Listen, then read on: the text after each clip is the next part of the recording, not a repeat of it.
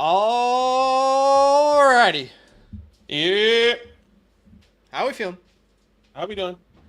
How y'all living? How's the day treating you? What's happening? Hey, brother. How's it going, brother? We see in the chat. Sorry. What's up, WG? Yeah. Another banger says 1 day since Daniel Macy told us how many days until the NFL draft. The good old days. Who knew we were in the good old days? What's up, Steven? Huh? What's Gucci? DT says, I'm here for now, but I'm a medic at work, so if I don't respond to any questions, it's because I got called out. Thanks so much for reviewing my team. After I can catch a replay. Hey, thank you for what you do for people. We appreciate you. What's up, Bizzleton, Googly Moogly? Cole says, 3 more weeks until the draft. Let's go. How you boys doing? We're doing fantastic. Oh, something special is going to happen in 3 weeks. The Giants are going to trade up for Drake May. Damn, son. Yeah, the reports are that the Commanders are in on Daniels. Yeah, I think it's all locked in, and the Patriots are going to hate. They hate Drake May. That's fine. Why? I just don't understand That's okay. why that narrative is out there. Come to New York, brother. Come on, brother. I'm still totally open to the Commanders going Daniels or May. Same thing I felt. I think you're locked. It's locked, Daniel. I think. I just don't buy anything right now. Like, if that was a report the night before the draft, I feel like there's reliable sources to report it. Do you know what I mean? But maybe. Chase says, first time catching a live stream. What's up, guys? I actually love Chase's comments on live streams because they're always creative and they always make me laugh. What's up, Sets? Welcome in. We're going to be reviewing Sets teams. I'll respond to it right now.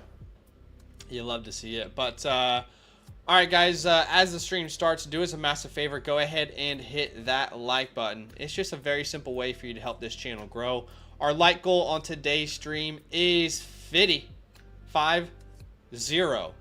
And we are hoping to hit that like goal with y'all. But we will be reviewing people's Dynasty teams today.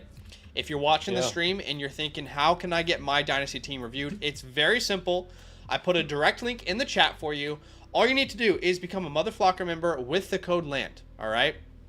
And when you sign up, not only do you get a Dynasty team review from us, you also get everything that you can see on your screen, our 2024 rookie report, unlimited access to our trade calculator, personalized DM advice, our complete rankings. You get to be a part of our monthly Dynasty trade show. You unlock all of our Discord channels, and of course, you're supporting myself and Badaki when you decide to sign up with the code LAND. But again, code LAND, Mother Flocker member, and you will be eligible for a team review.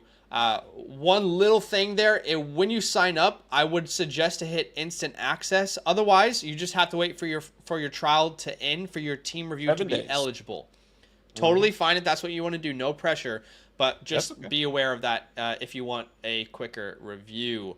But last thing is when you sign up, go to accounts at the top right and link your Discord, because that is what's going to allow you to view all of our premium Discord channels here on the Discord.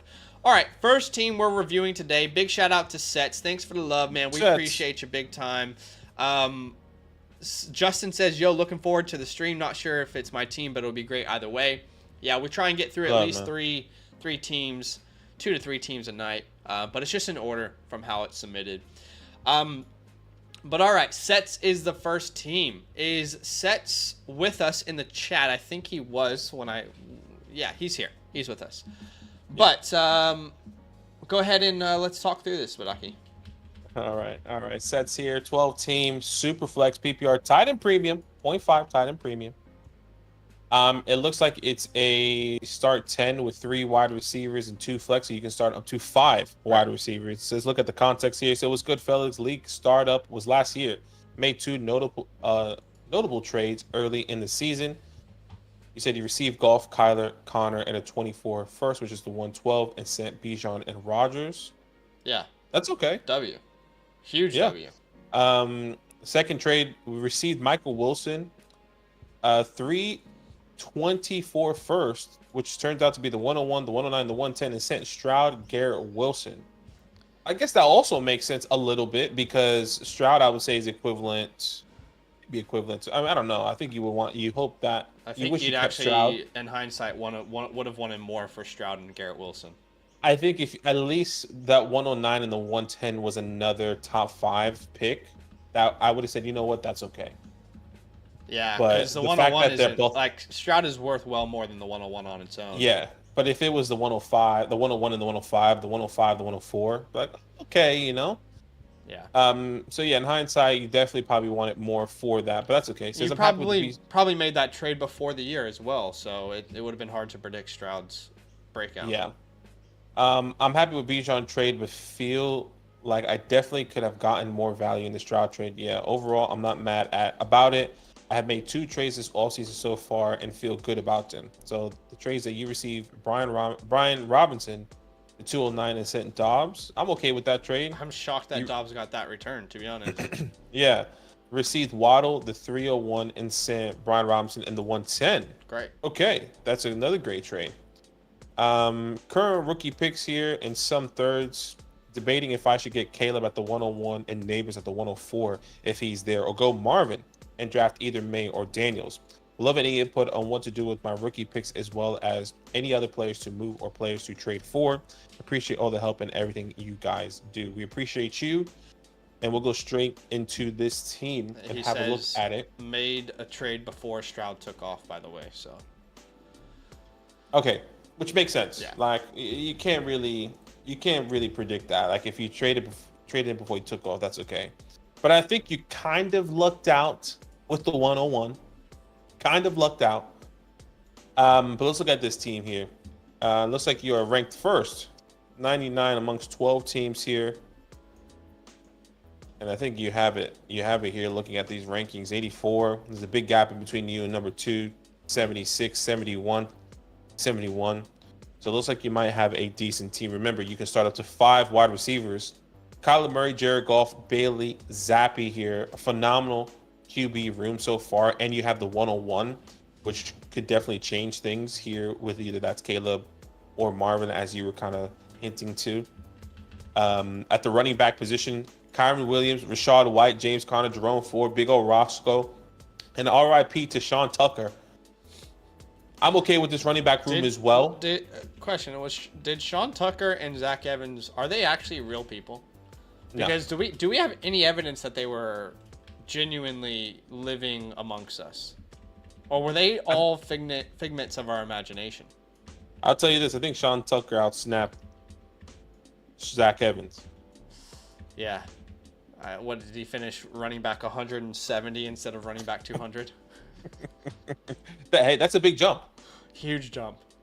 I don't know if you know. We did get some super chats. Let's get to that.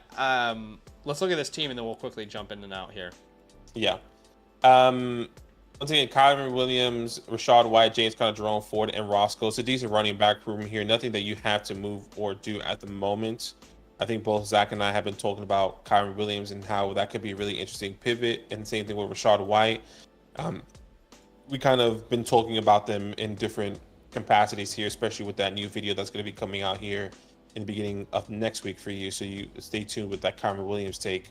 Wide receivers, Puka, Jalen Waddle, Tank Dell, Jackson Smith and Jigba, Michael Wilson, Elijah Moore, Parker Washington, and Tyler Scott. Remember, you can start up to 5 wide receivers. So you're starting 5. If we were to set it up right now, Puka, Waddle, Tank, Jackson, and I guess either Michael Wilson, which is your top 5 wide receivers here. But with the picks that you have, that's definitely going to be changing here with the 101 or the 104, 109, so on and so forth. So at the moment, I think you're kind of set right now in how this team is going to be panning out. And the tight end position, you're set. I don't really want to break it down too much. Dalton Cade, Dalton Schultz. Yeah. I think you're fine there at the tight end position here. Just quickly, I don't want to forget about these super chats, and then so let's quickly answer them. Thank you, Jack, for the super chat. Addison are the 112 and the 206. Addison for me. Yeah. And LT Gray says, I've unionized the chat. We're not hitting the like button until Zach trades me the 104 in the Hotel Dynasty League. Unlucky. Non-negotiable. It's not moving. The 104 is already home. Negotiable. We appreciate you, LT Gray. We appreciate you, Jack.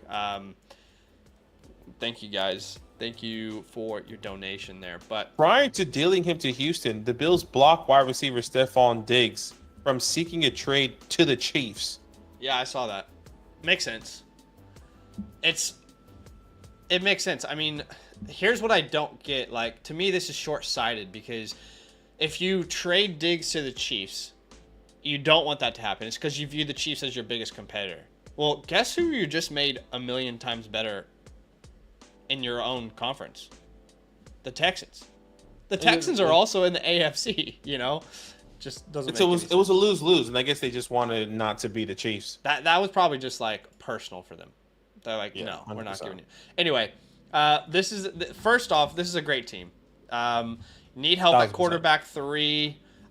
We can talk about your running back room. It's very good for where we currently sit. Deep at wide receiver, a great amount of picks. And the tight end premium, Dalton Kincaid, just got a huge, vote of confidence, if you will, after the Diggs trade. But let's go to the whiteboard, shall we? And let's have a look at these picks. Oh, oops! I have all caps on. Here we go. Careful.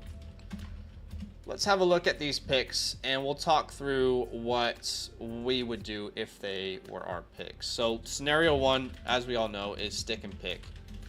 And I've said this on previous live streams over the last couple months, but it's my personal opinion that that Caleb is the unquestioned 101.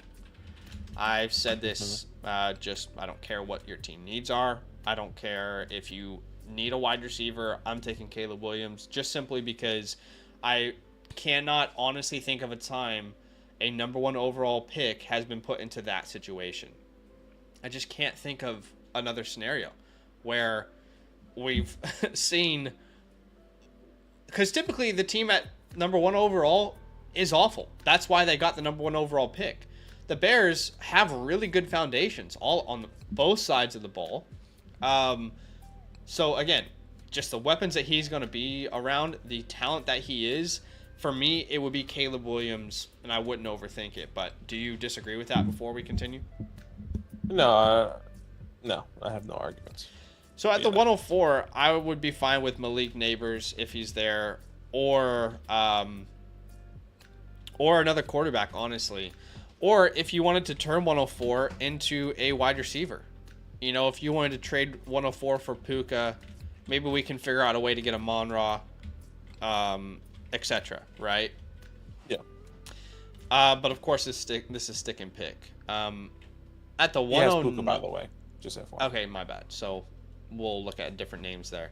At the 109, that actually just gained value today, I would say. The 109 and the 112, they gained value yesterday, rather, with the Diggs trade, because we are all fairly confident that the Bills are going to draft a wide receiver in the first round or in the second round, or, you know. It'd be frustrating if they don't, and you're saying, what? Yeah. But yes, we do believe the 109 is basically whichever wide receiver is going to the Bills. Probably. We'll have to wait and see. Feels that way. But that would be like your Thomases, your Adunze is probably well gone by then, but your Mitchell. Yeah, Mitchell's, your Worthies, your Lamb McConkeys could potentially go there at the 109, and that can kind of even spread into, you know, the 112. The 112 a little bit there. You can add names on there like Benson and Brooks, depending on where they go. Yeah, 100%. And then at the 204, the 207, 209, and the 301, honestly, like, these are all just true BPA with your team.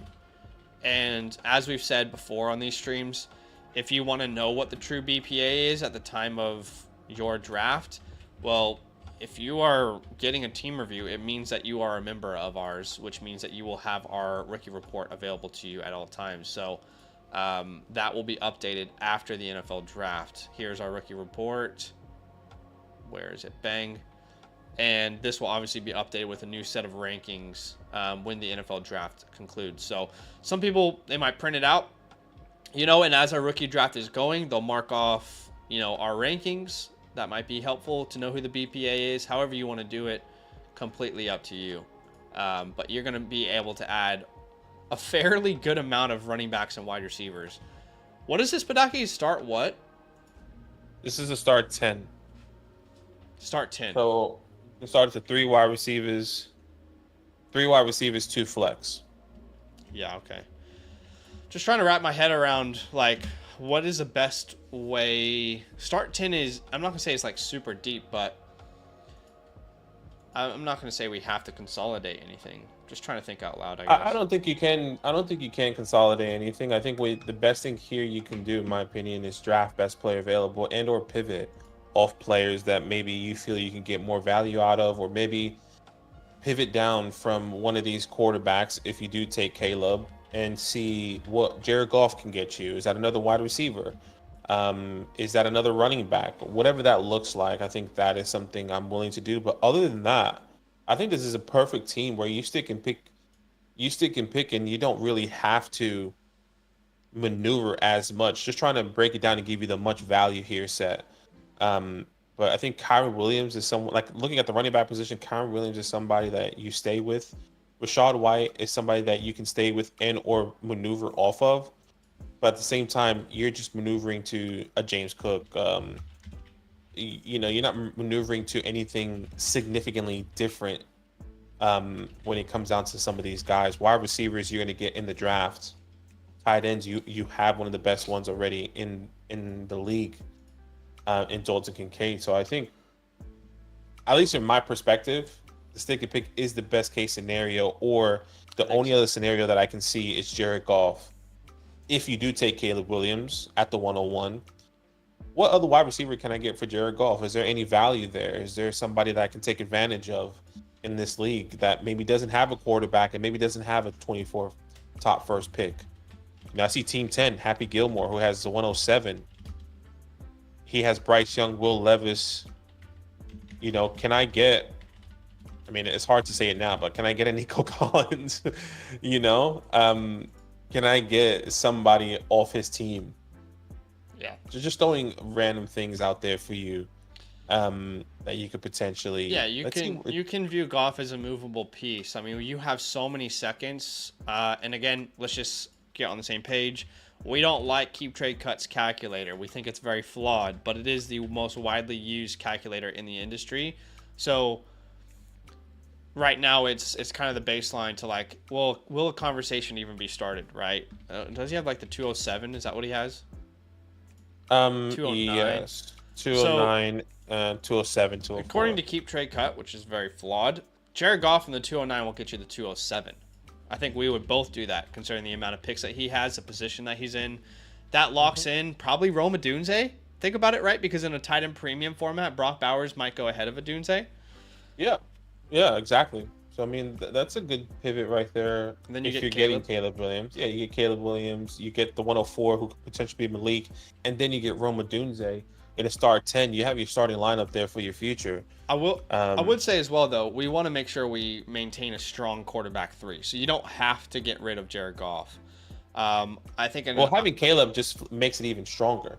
Right, but if you're getting rid of Goff, then you're right. You're not having the quarterback 3. Right. You're absolutely correct. At the 104, maybe you could go another quarterback if you get rid of Goff and bet on Odunze. I don't know. Like, you can make that decision. Maybe J.J. McCarthy is making the 107 in contention, for J.J. McCarthy. But it is certainly an option to consider. But you are in a very advantageous position because your team is stacked.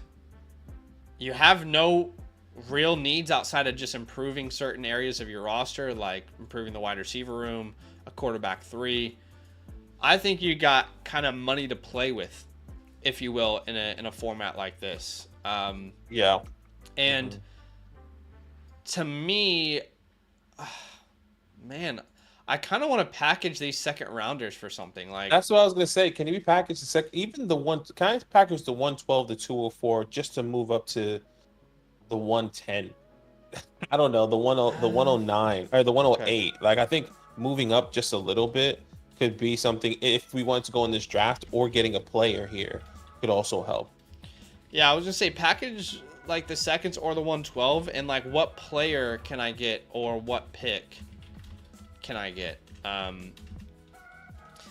So like on a team like this, I do think this is a team where we can go out and get a vet to help us push over the top and like win. So like I'm thinking veteran wide receiver with a pick like this. So let me just. Well, I know you like.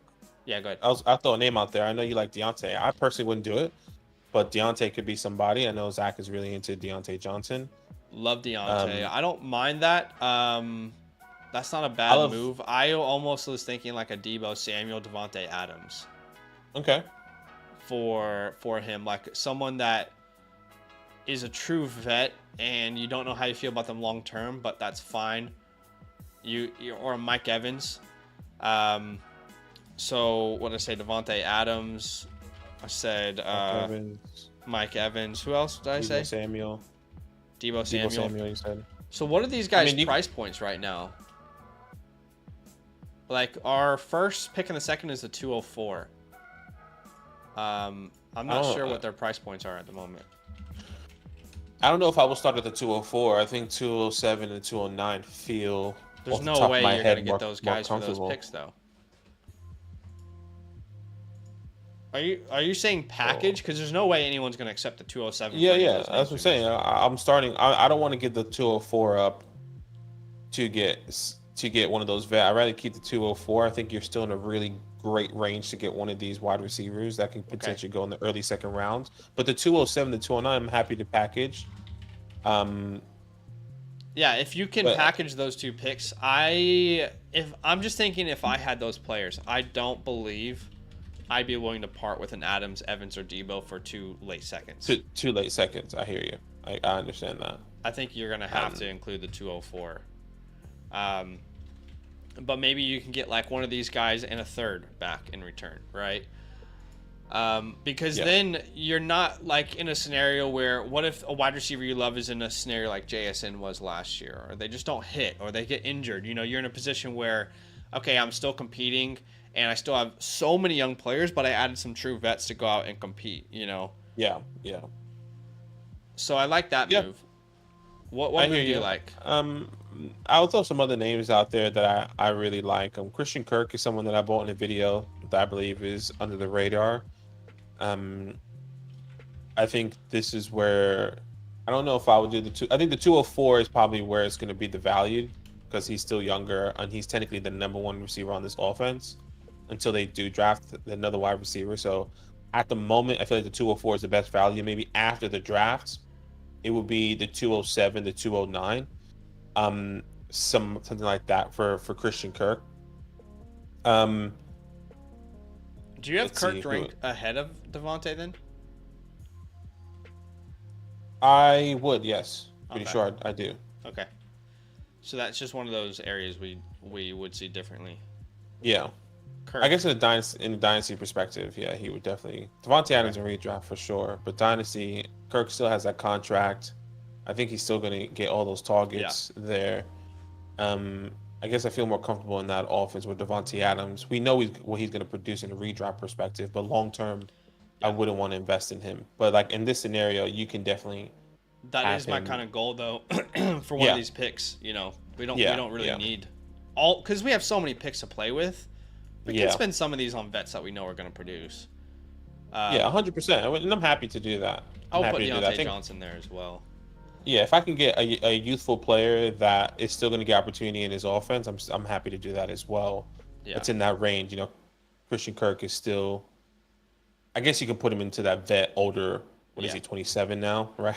So, I'd also be really willing to take a shot on a Rashee Rice with the picks that you have. So it's saying the 207, the 209.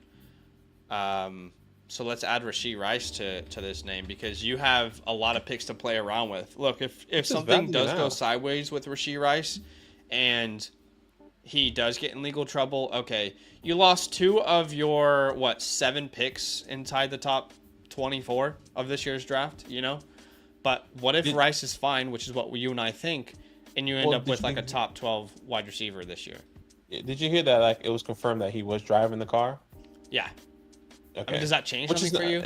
No, it doesn't change anything. I'm just saying, like, he was just confirmed that he was driving. Yeah. But, like, nothing happened. I don't understand what's so bad. He was racing. Big whoop. No one died. Which is great. So, obviously, the issue is that he fled the scene. I think that's what people have a problem with. He came back, though. As long as he come back. I get it. I get why people are annoyed. And also, there's, like, video evidence of him walking away. There's a video of the crash. You know, with the Olave, the Jalen Carter stuff, that stuff wasn't like all throughout social media, like clearly for everyone to see. Do you know what I mean? So, but no, I don't know about you. It doesn't change anything for me though with Rishi. No, it doesn't change anything either. Okay. Just, I'm willing to buy him right now. I mean, I think I don't know where I saw it, but I saw the 112 for it, and which kind of makes sense because he has the 112. I don't know where I saw it. Maybe it was on Twitter. Yeah. Where I saw the 112 for Rashee Rice, and he was like, it just got Rashee Rice on the low. So I'm willing to do that. If Yeah, you like I like that. If you want to do Rashee the Rice for 112. Straight But up. if that person doesn't value, like, start with the seconds first. Yeah. Sets. Because he's like, ooh, 2 seconds for Rashee, who's going to be suspended. You're winning there. Yeah, I agree.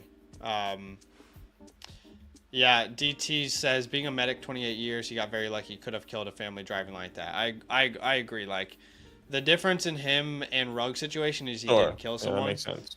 And it's really, he really is just lucky that didn't happen. So I definitely get it. But we're just saying, regardless of how we feel like morally about it, we've seen so many examples of this in the league, and it's never resulted in someone's career ending, you know.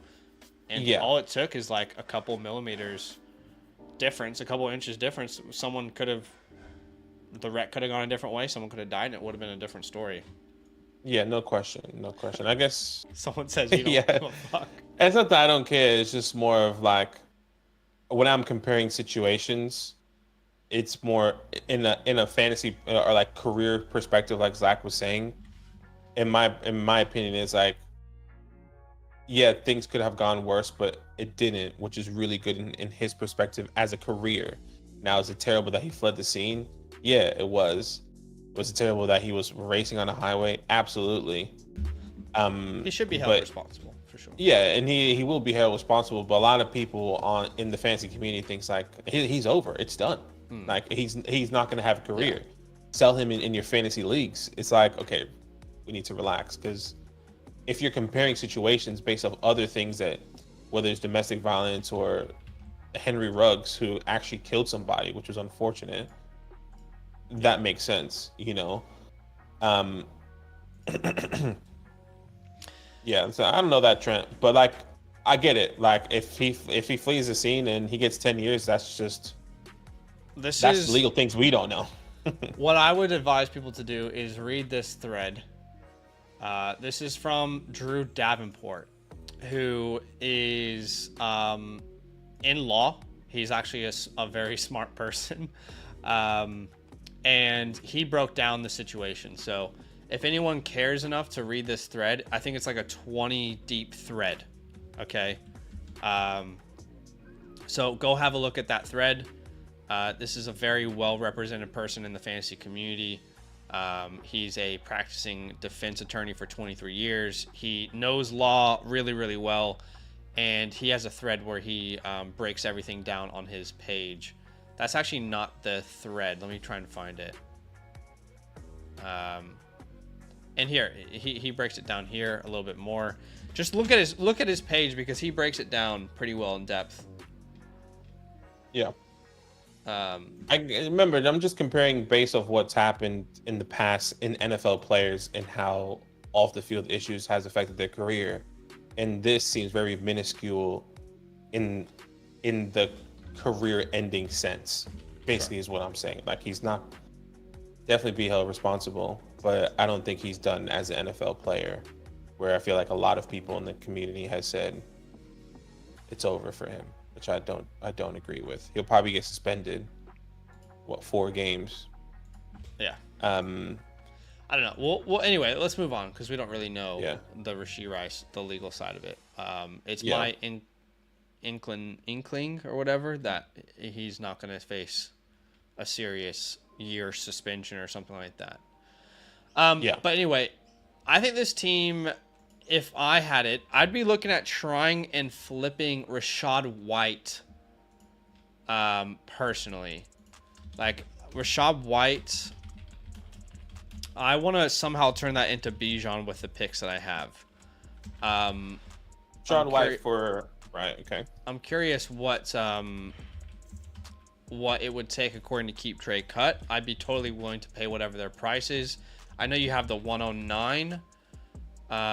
What else did we have? The 109, the 112. So I would be 100% willing to pay the 109 and the 112 and Rashad White and go out and get a Bijan Robinson. I feel pretty confident that you would do the same. Yeah. So if that's a possibility, just go out and just bolster that running back room. Remember, he traded away Bijan, if I'm not mistaken. Right. I mean, let's see if we can get him back. Who knows what that team looks like now? But put Gibbs in there, put Brees in there as well, right? Like, yeah. Get someone alongside Kyren that we feel a little bit better about long term. You still will have all the draft picks to add a quorum, to add, the running back of your choice as well in the second round. But now you've got Kyren, you got Bijan, you got Connor as your RB3. That feels really, really good. And I also don't think you and I would be opposed to pivoting off of Kyren as well. We would pivot from Kyren to one of those top names as well. But it would probably cost you less. So, like, can I give Kyren... Would you do Kyren in the 112 plus the 204 for one of those names? Because I know I would. Yeah, 100%. Kyren, the 112, and the 204. Those top three guys. Yeah. For Bijan. I would and you'll have overpay and keep trade cut size. I think that's an easy steal for you. Yeah, getting Bijan Robinson there. I don't know how you feel about this, but like, I feel like you could potentially, well, you actually would have to give up more. I was thinking someone like a Saquon. Yeah, I like the Saquon here too. With like those late firsts. This. Yeah, with these late firsts, like what can we get for Saquon? Maybe the 112, or maybe you could package those seconds. Where's Saquon at currently? Let's see. Would you do the 112 and 204 for Saquon? Yeah, I would. I would do that for Saquon. Yeah, I like that. I like that. Anyone that knows, then and then like, Kyren becomes way more flippable too. Yeah, exactly. The Saquon just sounds crazy. It's like Kyren Williams. Saquon feels safer than Kyren, especially with his new team. Yeah, I get that opportunity. So, yeah, Saquon is definitely somebody I will be willing to invest in there. Tank Dell is not worse off today than he was before the Diggs trade, but it definitely makes things a little bit more sketchy. Yeah, and I think like that's why maybe investing in the wide receiver at the 104 and maybe potentially the 109 is going to be key, because if Tank Dell does take the hit, rather than, let's just say Tank Dell is the one that's significantly affected rather than Nico Collins, then at least you have the 104 and the 109 at that wide receiver position to counteract that Tank Dell one, right? So what would the 109 get you in the league today? Like, what sort of wide receiver can you get from the 109? Like, Addison's probably a good starting point, isn't it? It's that range of Addison. It was the Addisons, the Jackson Smith and Jigbas, the Zay Flowers. I'm pretty sure is that range where you can get DJ Moore, those wide receivers. Yeah, hey, DJ Moore. How about DJ Moore there? I like that. Mm-hmm. That would be a great addition for this team. There's a bunch. I mean, however you feel. I mean, it could be Nico. It could be Michael Pitt. I don't know. Michael Pittman might be a little bit higher. Yeah, you might have to add something. But that range of players, I think, fits perfectly with that 109. If you want, once again, just getting more insurance or getting more solidified players in the league. I like a Pickens buy for this team too. Would you do like the Rashid? This is the Rashid Rice range as well, George Pickens. I'd say. Mm-hmm. I have Rice higher in my rankings, but I think the 112 is right the sweet spot for George Pickens. George Pickens is interesting. I don't know how to. I don't have my thought process wrapped around on George Pickens as of yet, because I do believe the Steelers are 1,000% in play for a wide receiver. Yeah, I agree. So depending on that player, it's going to really affect him potentially in a negative way. No, that's fair. So I'm not necessarily sure if I want to be investing in George Pickens until after the draft, which will probably cost more, but I might be willing to do that depending on how much he's going to cost. By the way, Sets said only traded Bijan because I couldn't pass up on the offer. Would love to have him back. So yeah, I mean, I think Okay. you have a chance here with these picks and the players that you have between Kyron, White, like some pivots that you can make, the picks that you have a really good chance to like get really strong players like a Bijan, but you also have a chance to get like these young unknown guys like a Caleb, you know, like the Roma Dunze's of the world, your Malik Neighbors. So I think if it was my team, I would be trying to do a combo of those two things, like add some vets. Like I wanted Devontae Adams on this team. I also want to try and trade for Rashee Rice on the low. I'd love to get a stud in Bijan instead of a Rashad White. I'd love to try and grab a Saquon Barkley on this team. You know, a DJ Moore, and then combine that with a Caleb, combine that with a, you know, an Adonai Mitchell or a Neighbors, you know, and I think you could really round out your team, have a team that's ready to win right now, but also ready to win in the future. Yeah, completely agree. I want to make sure we have answered any of Set's questions. Like, Set, let us know if there's any questions that we didn't answer, if there's any direction we didn't go in that you would like us to go in. But overall, you're a very good team. Very good team. It's going to be tough for you to mess this one up. Yeah, and said use your hotline, use your fantasy hotline if you have any questions. Let us know how the draft pans out. Maybe you have a slow draft, and we can kind of work it out with you to see how that goes. But just always remember, use the hotline. Try not to force too many trades. You know, let them come to you, which is great. Yeah. Yeah, I want to see if he has any questioned. Casey says, if we re-upped Flock this year, do we get another team submission? Yeah, every year. Every year that you renew, one per year, you get one, Casey. So Re-up, Casey. Re-up. I think he already re-upped, actually. So he's already got one. Addicted this guy is. And that's okay. I love it. Set says, nope, all good. Appreciate the input. Also, code cinnamon. Yes. Yeah. Well, I don't know what you're talking about, actually. I don't know what that means. I have no idea. Never heard of that in my life. All right, let's go to the next team. We appreciate you, Sets. Thank you so much for the support, man. We appreciate you big time. All right, next team we're looking at today is, well, Larry is still on a trial. We can't, if Rides Jones is out there watching, my friend, we just need you to reply to our DM or friend request. I can't remember, but I just need to get some of your information before. We don't know if you're still on trial. We don't know. So just send us a DM on Discord if that's okay. So the next one is actually Perlitz. Perlitz is up. And we are going to have a look at his squad if you want to break down the old context there. Yeah, give me a second. Let me just trying to find him right now. Okay, Perlitz. Pull it up here. All right, 12 team, start 11. Half a 0.75 tight end premium.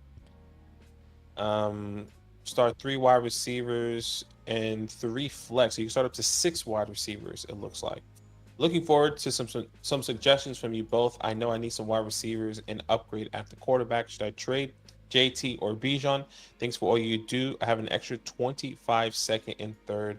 Oh, and my team is DTs. All right, DTs. Yes. Let me pull it up here. I'm just resetting, changing the league, and I can kind of break it down here. You are 5th, but you are ranked 9. You have a grade of 93. I'll be honest, I've never seen a league graded this way, where you have 1, 2, 3, 4, 5, 6, 7, 8 teams in the 90s, and you have your worst graded team in your league is 79. For a lot of people, that's the 2nd graded team in their league. So this is a very evenly spread out. How is it so even team? League. This is weird. I'm assuming it's not a startup, but that would be the only thing that makes sense if it was a startup and these teams were just formed. But really good. It's a very even league, I guess. Yeah. SuperFlex. Right? All right. Yeah. SuperFlex league. I'll go ahead and start breaking it down here. He kind of mentioned he needs some quarterbacks, and at the quarterback position, Geno Smith, Derek Carr, Gardner Minshew, Carson Wentz. That is probably the first position that we're going to be attacking here, potentially with those draft picks. I can kind of see the 102 and the 103. I believe that's probably exactly where you're going to have to go there, because this is not an exciting quarterback group. I think you have you got Patrick 3 Mahomes' quarterback successor. I don't know what you're talking about. You got 3 quarterback threes, but I don't know if I want any of those guys starting rough. on a week-to-week basis. Running backs, Bijan Robinson, Jonathan Taylor. You have the 1-2 punch, no question about it. Jaleel McLaughlin, Michael Carter, RIP, and Keontae Ingram, Ronnie Rivers here. This is a good running back room. I think the depth really falls off, unfortunately, but maybe you could potentially get a running back here in that second round pick that you have. All right, at the wide receiver position, remember you can start up to 6 wide receivers, 3 wide receivers, 3 flex spots. Tank Dell, Josh Downs, Jahan Dotson, Quentin Johnston, Elijah Moore, and I will just throw an honorable mention to Parker Washington. Everyone else is up for consideration. I'll be talking about Parker Washington in an upcoming video that's releasing early next week. I like him in the stash. You do have 6 wide receivers. All these wide receivers aren't wide receiver ones on the team, unfortunately. With all, and look, we can talk about it, right? Like we can talk it up. We can say these guys could have optimal opportunity, but at the same time, this is still a really weak wide receiver room. Yeah. If you think about it, I can already imagine myself suggesting a lot of pivots off of Bijan and JT to improve our team as a whole. Yeah, because 6 wide receivers is pretty significant here. Now, you have a lot of hope. I think you have 2 hope players, in my opinion. I think that's Jahan Dotson and Quentin Johnston. That's the only 2 hope players I would say you have in my perspective. Other than that, everyone is kind of like, he could be a good flex. Outside of Tank Dell, that's what I would say. Outside of Tank Dell, everyone else like, oh, it could be a good flex sometimes, you know. I like Josh Downs, but good flex. You got Jake Ferguson in a 0.75 tight end premium. Okay, I don't want this to sound like disrespectful, but why is this team graded 93 then? Because there's a lot of holes on this team. I think Perlitz would probably recognize that too. Do you know what I mean? What about starters? Is it glitch right now? Not glitch, is it? It's weird. Yeah, I don't think so. But we do have good draft capital, so let's talk about that. We got the 102, the 103, we have the 111, and the 211. Is that correct? Yeah. 103, yeah, okay. So 103, 102, 111, 211. Here's the interesting part. Your team has needs at the strengths of this class.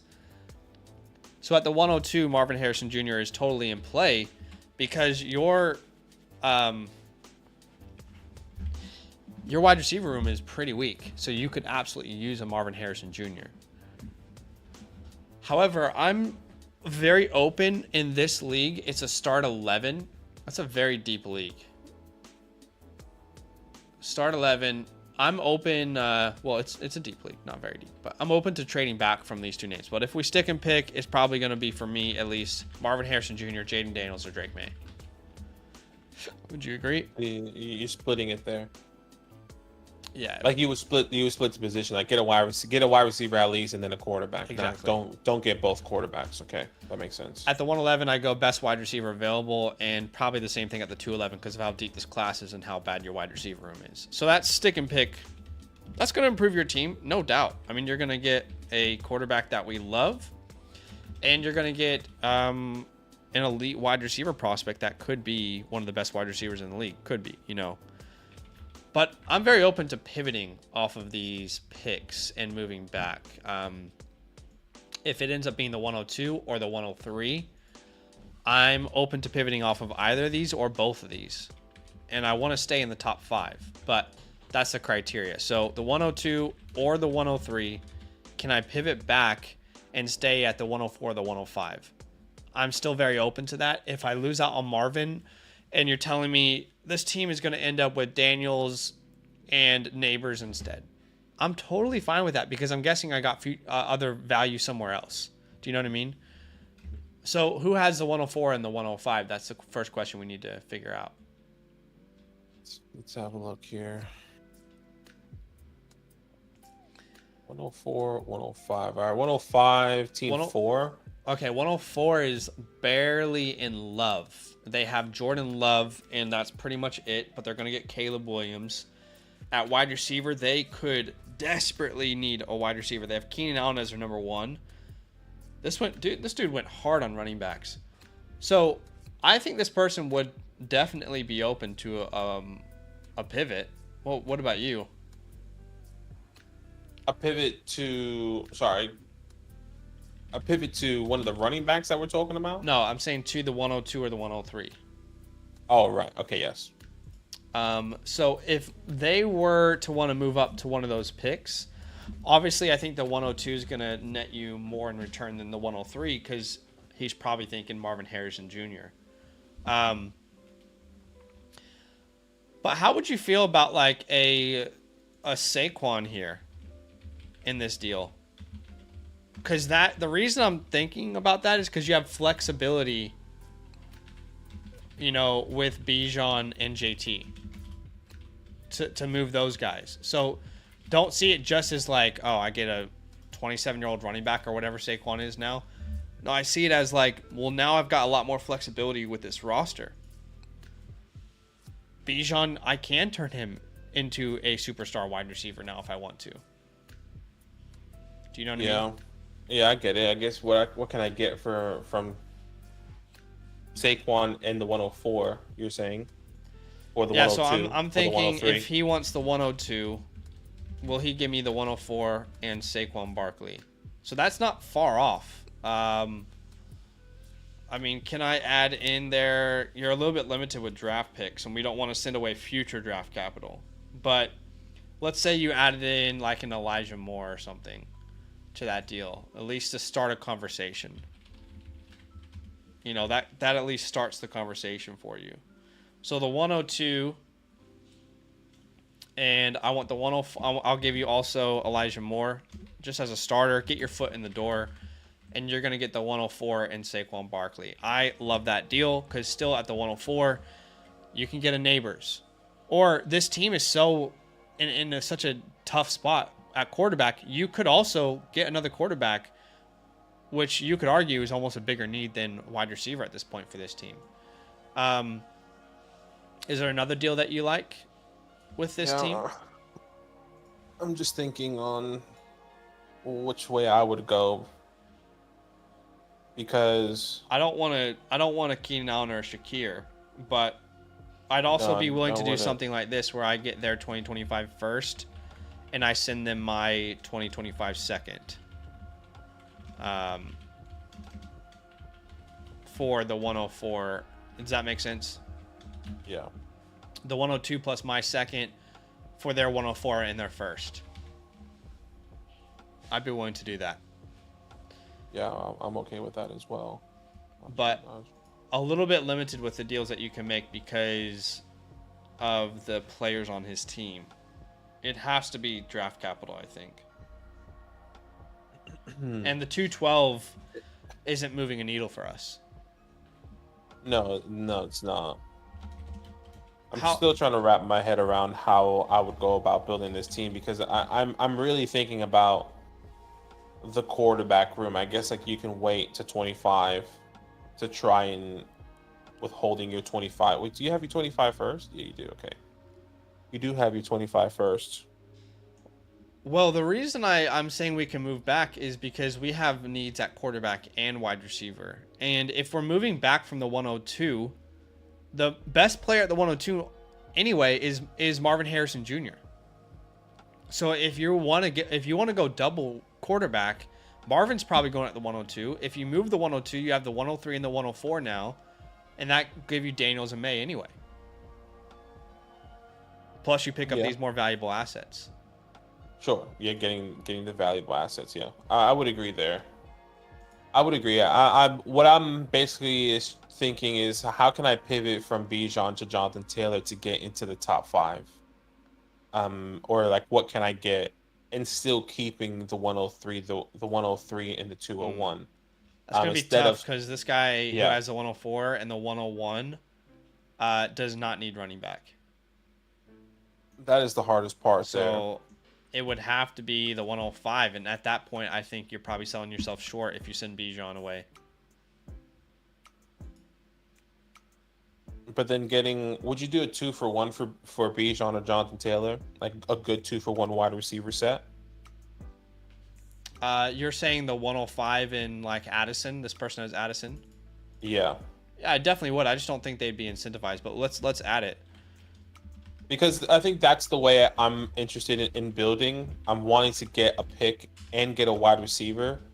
And in reality, like we always say, like we want in a league like this, I think wide receivers is main priority. Yeah. And since you have the 102 and the 103, you can actually knock out those quarterbacks if you wanted to, or trade back knowing that you have the 102 and you want to get a quarterback like you were saying there. So I think the 102 could be the only trade that you should be moving off of, or only pick you should be pivoting down to, based off of how important the wide receiver room is and the quarterback room is here.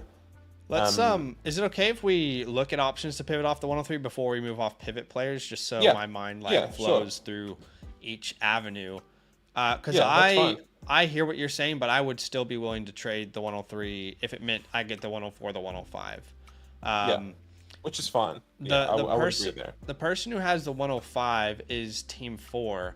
So if we were to go from the 103 to the 105, how would it benefit our team? And again, keep in mind this is a start 11. It's a tight end premium, and it's a 12 team. I mean, those are bigger rosters than your average Dynasty league. So, I mean, quite simply, if we can get Jordan Addison, I think you and I would both do that. We would pivot down from the 103 in this format to get the 105. I mean, I don't want to speak for you, but I think you would. Would you? Yeah, in this format, I would. How about getting the same structure like their 25 first and sending them our 25 second?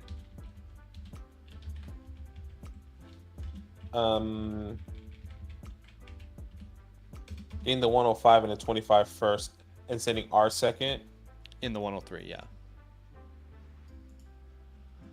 I would be willing to do that again because it's a start 11. How about you? I just don't. It just doesn't feel like I'm getting something. What do you like? Okay, so what I'm trying to understand is what do you want on this team at the 103 that you feel is unattainable at the 105? Either a quarterback or a wide receiver, which it is obtainable. Yeah. It's just that I know how much more value that is. So yeah, the 105 in a second. Yeah, so I guess that's okay. That's fine in a 25 first. Now seeing it broken down. I wasn't looking at the whiteboard, sorry. Okay. Now seeing it broken down in the whiteboard. Yeah. So getting the 105, which could either be Daniels, Bijan, whatever that player is, plus a 25 first, getting that value is good there and trading back. So yes, I would agree. I'd also be willing. I need to pull up the whiteboard. I'd also be willing to send this person the 102 if it means I can somehow get the 105 and the 106. I'll send you the 102 plus. I think I would do the 102 plus the 111, but that kind of doesn't solve the problem which we're trying to solve, which is adding depth, really good depth to this team. But like the 102 and the 211, I don't know if that's what would Keep Trade Cut say. I mean, is that even a trade worth sending? Let me see what they say. I think it might be worth sending to somebody who really wants Marvin Harrison Jr., Caleb Williams. Yeah, so maybe that is this team. They say that's a fair trade. But Aki and I would never do this trade. We would never send the 102. Or we would never buy the 102 for the 105 and the 106 because the top 5 we feel so strong about. But again, another option for you to pivot off of. And I think we both agree. You are left. You have needs at quarterback and wide receiver. So you are left at the 105 with a quarterback or a wide receiver, and you get the 106, which you can make a Bowers, which you can make a Roma Doomsday. In a roster this large, I like that idea. So yeah, those are just a couple pivot ideas for the picks if you want to move down. But what about players? You talked about Bijan. You want to move off. So the players I was thinking of is moving off Bijan and tearing down at the running back position, but somehow tearing up significantly to get a wide receiver, because we say it all the time. We're happy to build our team around wide receivers, and if that's sacrificing our running backs to get a wide receiver where you can start up to 6, Yeah. is pretty significant here, and you still keep your picks or potentially gain picks to get said wide receiver. Team 2 in is a this build. great start. If I can jump in there, the Sure, James yeah. Cook, Amon-Ra type of deal. Yeah, James Cook, Amon-Ra for Bijan Robinson, and you but- can send something. Yeah, you need to send probably the 211 as a starting point. We might be undervaluing Amon-Ra there, actually. Let me try and work this one out. Let's see. Amon-Ra and James Cook. Yeah, we are undervaluing Amon-Ra according to the community a little bit there. So that might be a tough one. But would you send like... Well, I would be interested to sending...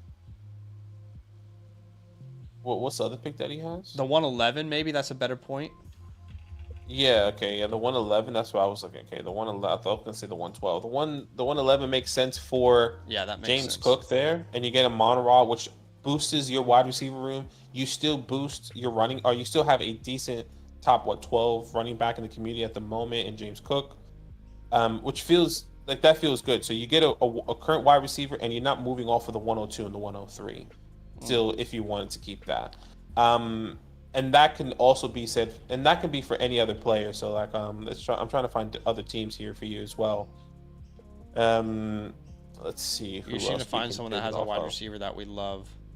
What about like? What about Puka? What about Puka? And then like tearing down to someone like this is a big tear down, but maybe you can get more in return. What about Puka and getting a Tajay Spears or a Puka and Najee?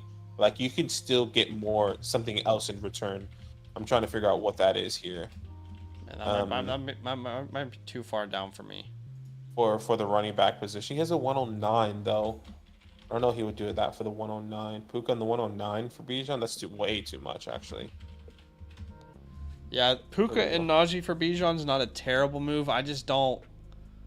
Yeah, we want a better, fair enough because running back. I think in a startup, Bijan does go ahead of Puka, but it's not that far. But that's a tough one. You know, what team did I find that was interesting? Not team 1. Team 1 didn't make sense. Oh wait, What about team 9?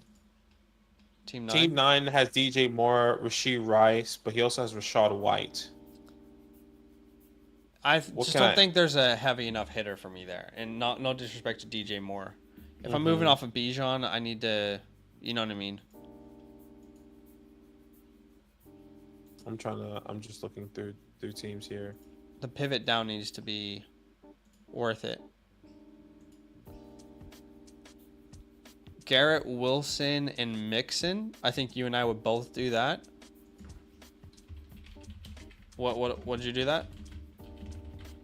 Yeah, I like Mixon. Garrett Wilson and Mixon. Who's that teammate?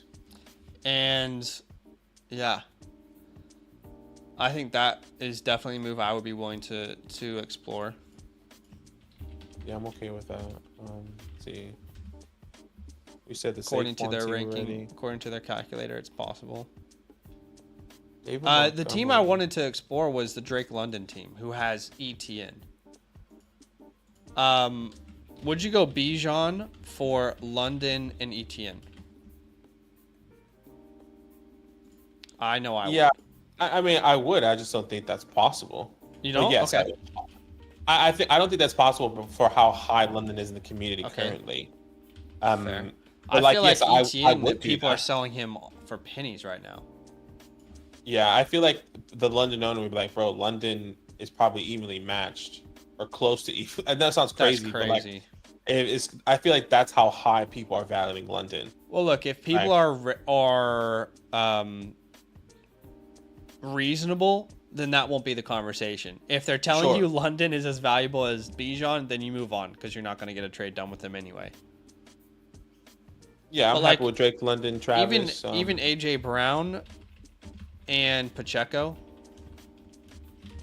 I would do. Yeah, and like I think you're getting the 2-for-1 player. I think really changes your team here. Yeah. I think he kind of understands where we're going here. Get a 2-for-1 guy that you. I think the heavy hitter has to be the wide receiver position, and you're happy tearing down at the running back position. You have to go for at least maybe a top 10 to top 12 type of wide receiver, and be okay tearing down at the running back position to understand because of how deep the starting wide receiver is on this team. And I think the same thing can be said for Jonathan Taylor. So in reality, you can send away Bijan and Jonathan Taylor and have 4 new players on your team, 2 specifically at the wide receiver position and 2 tearing down at the running back position. Tearing up at the wide receiver and then tearing down at the running back position there. So someone mentioned Brees and DK, but I think a lot of people have Bijan and Brees in the same category. Do you know what I mean? But yeah. What would you do? Like, see, the issue is in a deal like that, I think we'd have to add the 111, but then we're not really accomplishing the goal we wanted. Yeah, I really want 2-for-1 pivots here while keeping my draft capital. Yeah. Because that also gives me more depth. Okay, this might sound outrageous, but what about like a Higgins for a 108? Oh, what about like a Bijan for like a Higgins plus a 108 plus a 109, and I'll give you the 211. Is that too crazy? Bijan and the 111, and I'm gonna get Higgins, the 108, the 108 and the 109. What do you think about that? Like, that might not even get accepted, but the reason I'm interested in it is because you add Higgins to a very bad wide receiver room. It gives you flexibility with all these picks to move. With the 108 and 109, excuse me, to spend one of them on a rookie that you like and the other on a vet running back like a Saquon. Do you know what I mean? Sure. I'm not sure I'm in love with that deal, but it's an idea. Yeah, I'm interested. I think it's a starting point for sure. What if it was? This is a real tear down. What happens if you got like traded Bijan for like CeeDee Lamb, and then like I doubt you could do a 2-for-1. What's Bijan? Bijan. I would say CeeDee Lamb is more valuable than Bijan right now, so you're not gonna get anything in return. Sure. Well, if that's possible, I'll be interested in just like a clean swap with CD, just because how valuable he is. So you're saying how that's gonna change? You're saying Bijan if it's just possible. Straight up for CeeDee Lamb. Yeah, like once again, it doesn't change anything, but it instantly improves your wide receiver room, and you have CeeDee Lamb. Sure. But once again, I still rather have the 2-for-1 pivots, which feels more. I also don't mind the idea of like, because some people would view Bijan in a much higher light than a Jahmyr Gibbs. So like, if I can get Gibbs and like a Debo from that guy, I would do that. Mm-hmm. Unlikely that he's going to do that, but just throwing it out there. I don't think I'd go as low as Hollywood, but I would also go Ridley there. Debo or Ridley. Yeah. Because I would put Gibbs in the same category as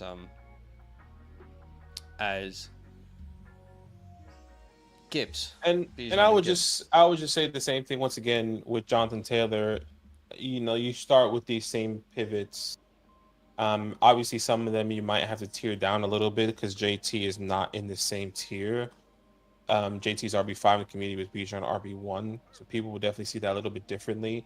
But if you can structure the same thing of 2-for-1 for Jonathan Taylor and get, you know, I don't know, I guess you think of a top 12 type wide receiver with Bijan, and now you think of wide receiver, I don't know, 8 to 15 with Jonathan Taylor. Yeah, JT and then tear down.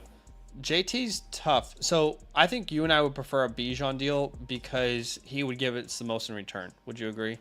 Yeah, 100%. So if you were to move off Bijan, I think we'd want to keep JT. Or would you be willing to pivot off both? Nah, I'll be willing to pivot off both. Okay. Depending on what running back I can tear down to. If you're telling me I can get let's just say I can get a James Cook and Isaiah Pacheco, but then have 2 really good wide receivers in a start 6, I'm willing to do that, you know? Let's talk about pivot options then. Would you do JT for Kenneth Walker and Addison? Yes. Okay, I like that too. let's look at some of these other teams too. James Cook and Pittman. Yes. I like that too. How about, because some of these lower wide receivers are more viable with a move like this. How about a Warren and an Olave? Warren and Olave. I would do that. Yeah, I would do it. I would do it. Even though I know I've been off on Olave, I think this is a big pivot, though. How about Warren and Waddle? Yeah, I'm okay with that as well. The falls in the same range for me. So that's an option. Although, man, I really don't like that one because of Warren. I don't have the same belief. What about Warren. the DJ one that I said? Wasn't it like DJ and Rashad White? DJ Moore? Who had DJ Moore? Team 9, I think. It was like DJ and it was DJ or Rashee Rice for Rashad White. DJ and Rashad White. I love that. Yeah, I think that's really good. I'm just going through the teams here. But I would flip White before the draft, though. Oh, what about Brandon Ayuk and Monty? Ooh, love that. Love that. Ayuk and Monty. Yeah. You know, we both like Monty, and I think we're still valuable, so. Yeah. Or even something simple like a DJ Moore and a first. That's too much. Yeah. That's too much. Either way, like I think you kind of get what we're saying when you're watching this. I think he's in the chat. You can understand that the 2-for-1, having that addition, tearing up at the wide receiver room instantly changes, and you still keep your draft capital there, right? In that scenario, you keep your draft capital, meaning you don't have to tier back or do anything. You still have the 102, the 203, and the 111. You have 3 first-round picks there. And you just added 2 more wide receivers to this team where you need to start 3. So then let's just say in this scenario, you sold both of them and you got, let's say you got a Monteron and James Cook. Or sorry, let's say you got Garrett Wilson and Joe Mixon, right? And then you sold that for Bijan Robinson. And then you got Chris Olave and Jalen Warren. So now you have Chris Olave, Garrett Wilson, Tank Dell, and then hypothetically Marvin Harrison Jr. at the 102, and then a quarterback. And then you can still get another wide receiver at the 111. And then let's just say the 111 is Lab McConkey. That's your start. Those are your 5 starting wide receivers already, just based off of that trade. And you still have 2 top 20 running backs based off of, well, maybe not with Jalen Warren, but you get what I'm saying. Two decent, viable running backs you can start. Now, the downside of this is that you only have 1 decent quarterback, which is okay because you can just always get in 2025. Maybe. Yeah, depending on the class, right? So like, this is what I'm saying. I think with the way this is structured, feels really good. Yeah. Rather than tearing off of the picks, in my opinion. Okay, so you played out your best case scenario, and I'll play out mine before we go to the next team. My best case scenario is honestly pivoting at everything that we've talked about. So at the 102, you're telling me that I pivoted to the 105 and Jordan Addison. Let's say that's what happened.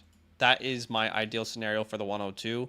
At the 103, let's say I pivoted to the 105 and got a 2025 first and sent my second. For Bijan Robinson, best case scenario is a London and ETN deal, for example.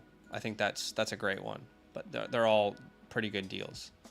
And then with JT, the deal where we got Cook and Pittman.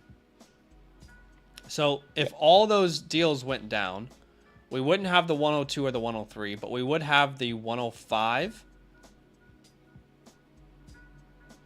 My bad. I ended up doing the 103 twice. But let's say we did this 102 one, where we got those 105, 106, okay?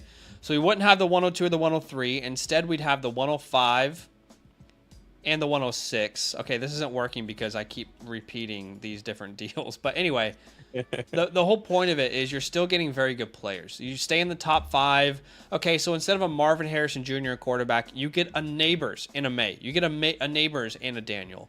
But you also add a Jordan Addison to a weak wide receiver room. You also go from Bijan to London and ETN. You build up your room. You go from JT to Cook and Pittman, right? So all of a sudden, you're way deeper at all these different positions. Yes, you don't have a Bijan or a JT on your team. You don't have those superstars at the running back spot, but you added an Addison, you added a Neighbors, you added a London, you still have an ETN.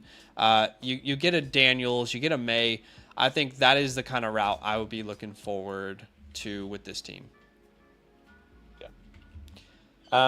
I think it's a good build. However way you want to approach it, you continue to just use those steps, and we'll definitely send this to this fantasy hotline. Use the fantasy hotline as well. But overall, it's not a terrible team. No, you not just at need all. to get. You have the opportunity to be even better by pivoting off of some of these guys here. And at the quarterback position, I know we keep saying it's terrible. In reality, at the moment, if the season started today, you technically have 3 starting quarterbacks, right? Derek Carr, Geno, Gardner Minshew. Now, those things can change after the NFL draft, with maybe the Raiders drafting another quarterback, or maybe the Seahawks getting another quarterback. Now that they, which it's really only just Geno Smith over there.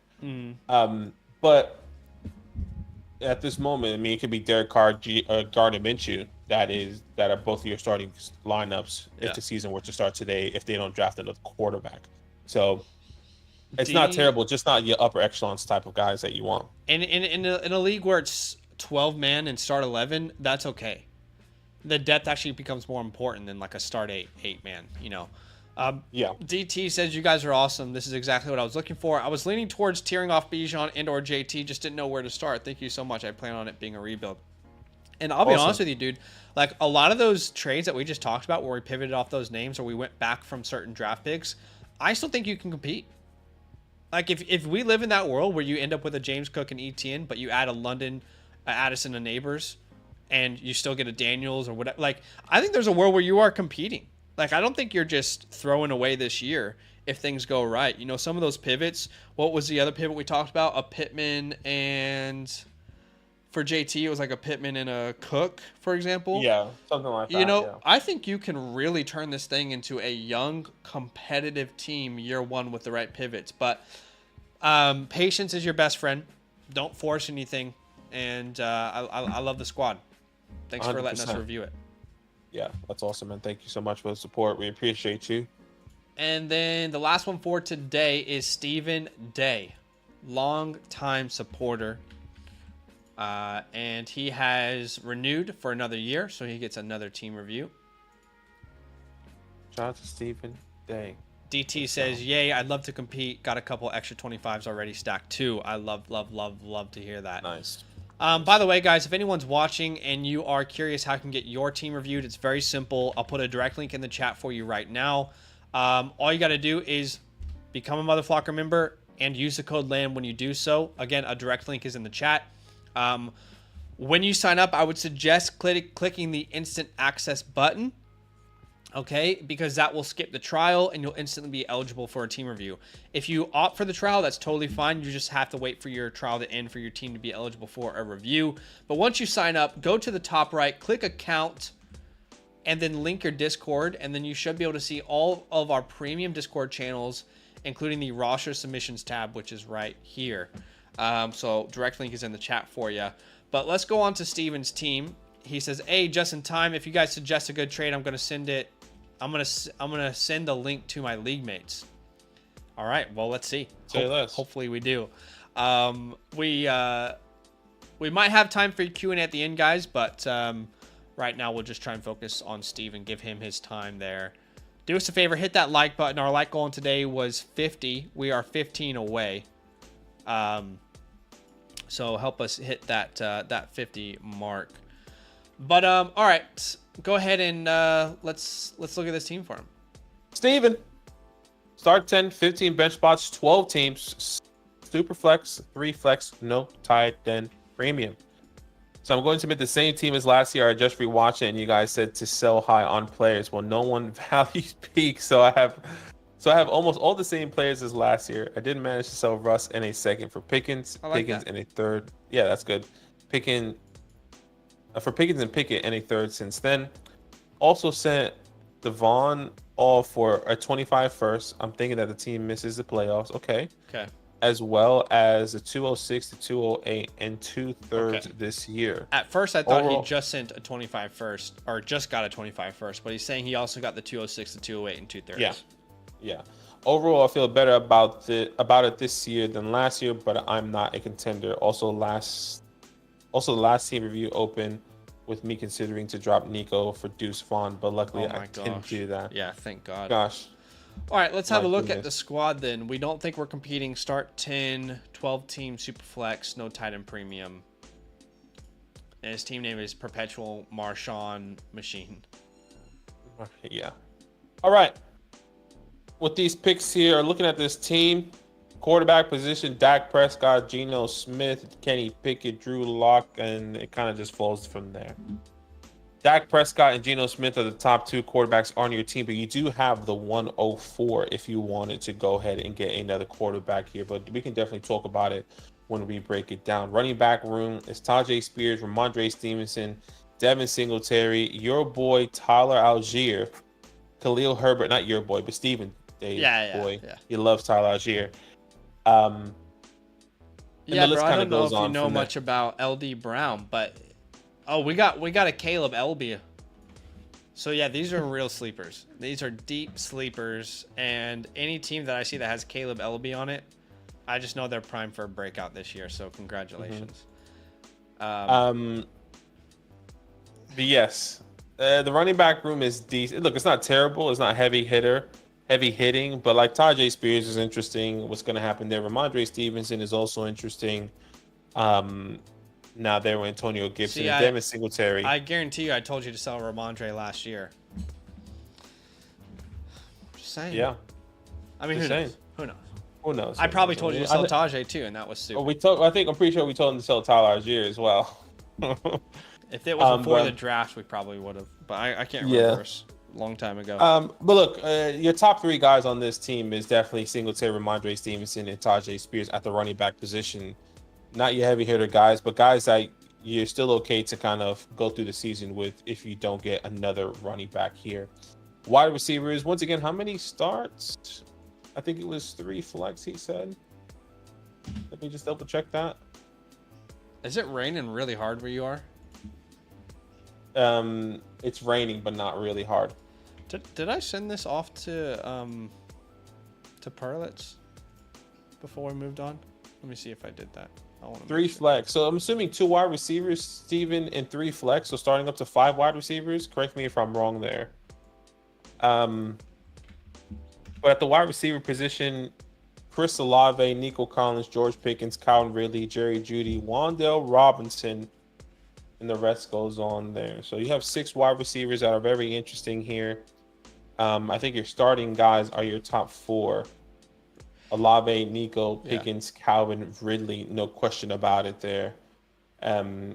He says start up to 5. Okay, this is not bad. Start to 5 wide receivers, and some guys that have some potential upside, or we can definitely talk up like the Jerrys, like the Wandales if we really wanted to, but nobody that we can really say too much about. And then Cole Kmet, Michael Mayer, who we like at the tight end position. I don't understand how Komet is ranked higher than Michael Mayer, but fair enough. Makes no sense to me.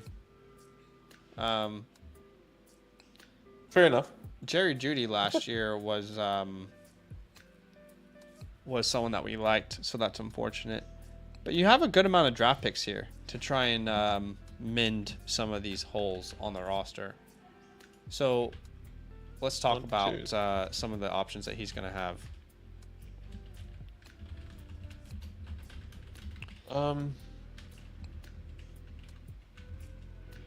How did I? Okay, whatever. We'll do that.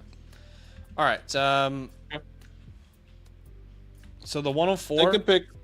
great spot. You got quite a few thirds. You got some seconds to play around with in a deep class. You do have your 25 first, and you have a 25 first from No Time for the Future. I'm guessing based off that name, they're a win now team. Where are they ranked right now? They're ranked dead last. Their team is decent though, but this team could fall apart pretty easily though. Yeah, they're one injury away from being nothing really. Yeah, so I like that you have that pick. That's a smart move from you. Yeah, Steven, don't worry, guys. The Caleb LB and LD Brown, all these names, they are, I think they're just a glitch or a funny thing that Sleeper's doing right now. But just funny from the previous stream. But all right, stick and pick. What are you thinking at the 104? Well, at the 104, that can be Malik Neighbors or any one of those quarterbacks here. Yeah. You know, we always say go best player available, but it just really depends on how you want to build it, how you want to build your team. I think when looking at this team, starting 5 wide receivers, I'm willing to take the chance on taking Malik Neighbors at the 104 and maybe seeing what happens at the 108 with one of these rookie wide receivers, rookie quarterbacks, excuse me, if they do fall to that landing spot.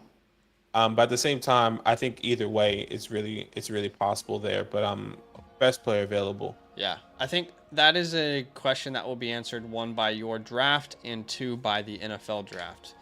For example, if Neighbors ends up in Tennessee or something, if Daniels ends up in New England, and you know, May is in Washington, I think some of those things can definitely change. But you're right in the sense where he says, I think the decision will be more or less made for me at the 104. Yeah, but 100%. you'll be stuck between a quarterback. The decision will either be what quarterback do you want, or do you want Neighbors or the quarterback? And you got time to really figure that one out. But I don't think this team is in a position where I would strongly lean either way. Although I kind of do prefer getting, like, if Daniels is there, pairing him along with Dak, because I just don't know how long Geno has. Yeah, I mean, you know, how confident are you in getting a quarterback in 25? Not confident. I mean, and I know Steven is into Devi, Steven. I mean, I think, if I'm not mistaken, so you probably know a lot about the 25 class and the quarterback position. He's probably not betting on it then.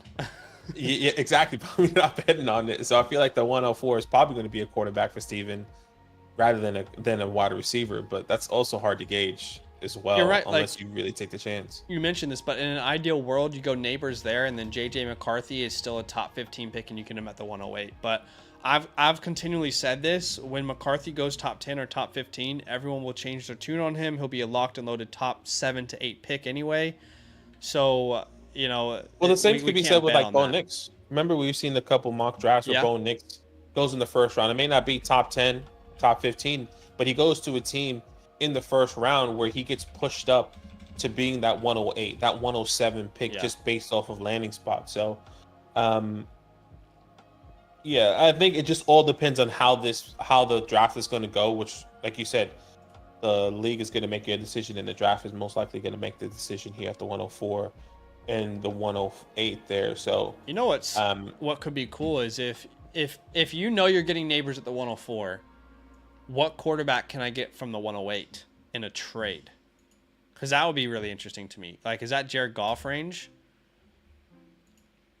I think that 108, I think that middle range there is like a weird gap. If I remember, I thought that was a 110. I thought that was a 110, but maybe I'm wrong. Maybe I think it was 108 to the 110. So the 108 is more valuable than Jared Goff in the community right now. But yeah, that's what I'm saying. So like, if you're telling me this team can add a Goff and then a Neighbors, that would feel pretty good. Purdy for the 108, is that too little for him? I feel like he costs more. Yeah, he costs a little bit more, but I like the route there. See, there's no even player for the 108 if you just want to do a straight swap, which is not like, that's not fantasy, right? Like our trading, you don't do straight swaps. Yeah, it's hard, it's rare, right? But like for straight swap quarterback in that format is pretty difficult. You know what would be awesome is if you could somehow turn the 204 into Kirk Cousins. Like if you went like 204 plus 208. All right, we're not sticking and picking here. Hold on, sorry. I'm realizing we're getting off track here. Let's stick and pick first, okay? 204. Really, I think everything's on the table at these second round picks. Would you agree? Yeah, I mean, running backs, wide receivers, best player available here, really. Um, Like, this could be. ideally with those picks, add any name I'm not saying here, but the 204, in an ideal world, you add a Benson, a Brooks, a McMillan, maybe if one of like a Worthy or a Franklin falls, a Wright, maybe a Leggett, a Roman Wilson, a Keon Coleman, a Malachi Corley, a Ricky Pearsall, Jalen Polk, Jalen McMillan, Yeah, Braylon Allen. You know, all those guys. hopefully you add 3 of those names. Not hopefully, I mean you will be able to between who people prefer. So if we were to stick and pick, let's say we got Neighbors and JJ McCarthy. That would be an ideal world, wouldn't it? Because now you got Dak, you got JJ as like this wild card, and Geno as your starter for this year. Your running back room hasn't changed outside of the second round picks, but you add a elite prospect and Neighbors.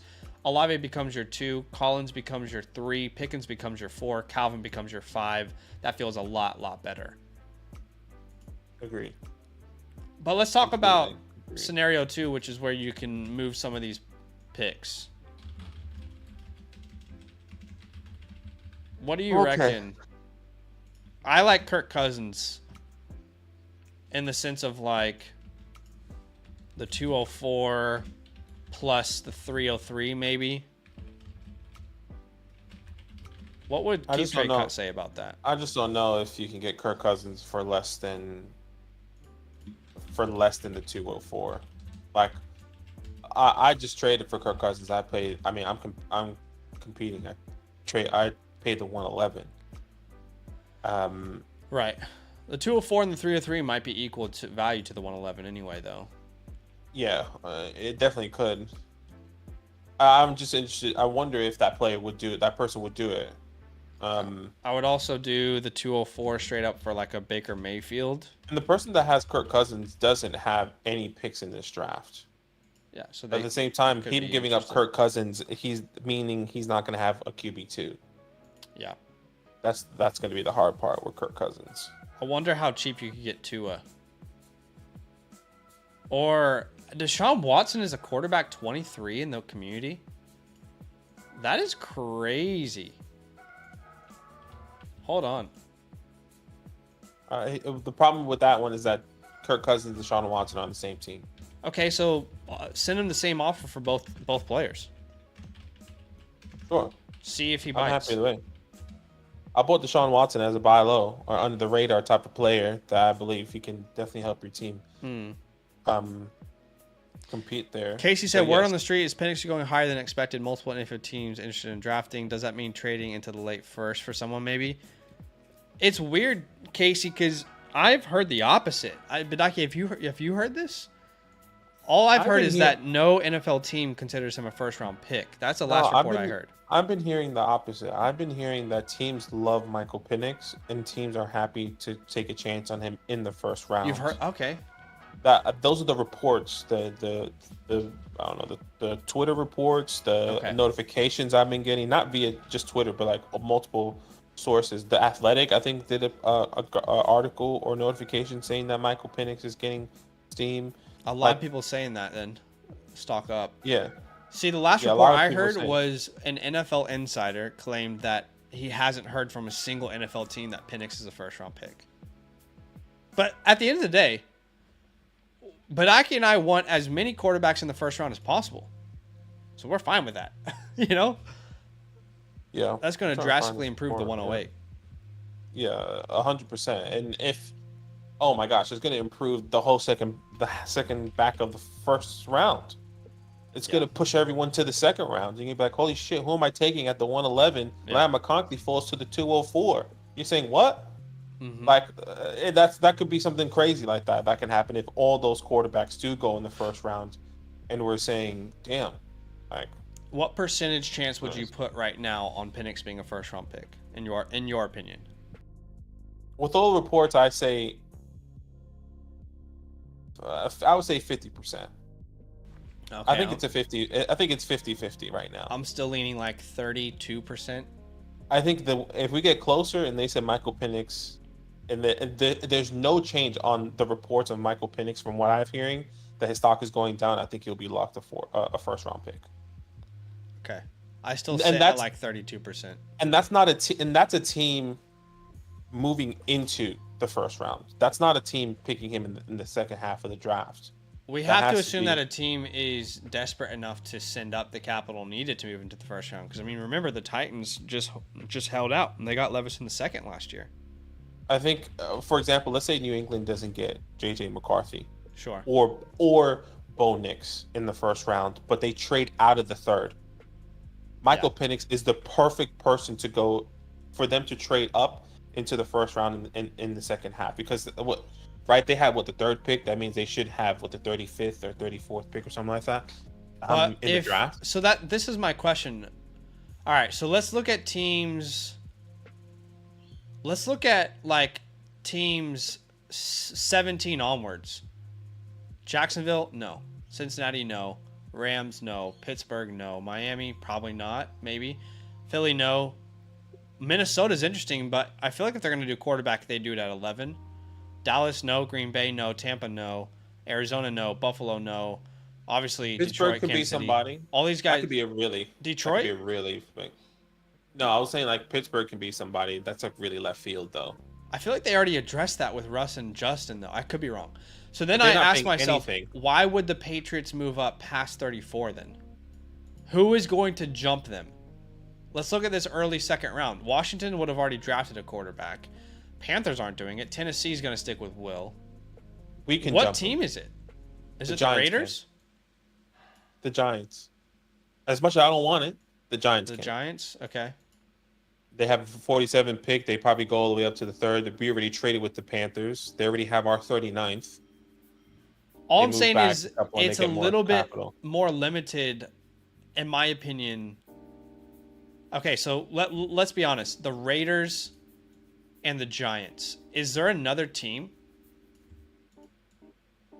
No, but teams wouldn't hesitate trading back to get their quarterback.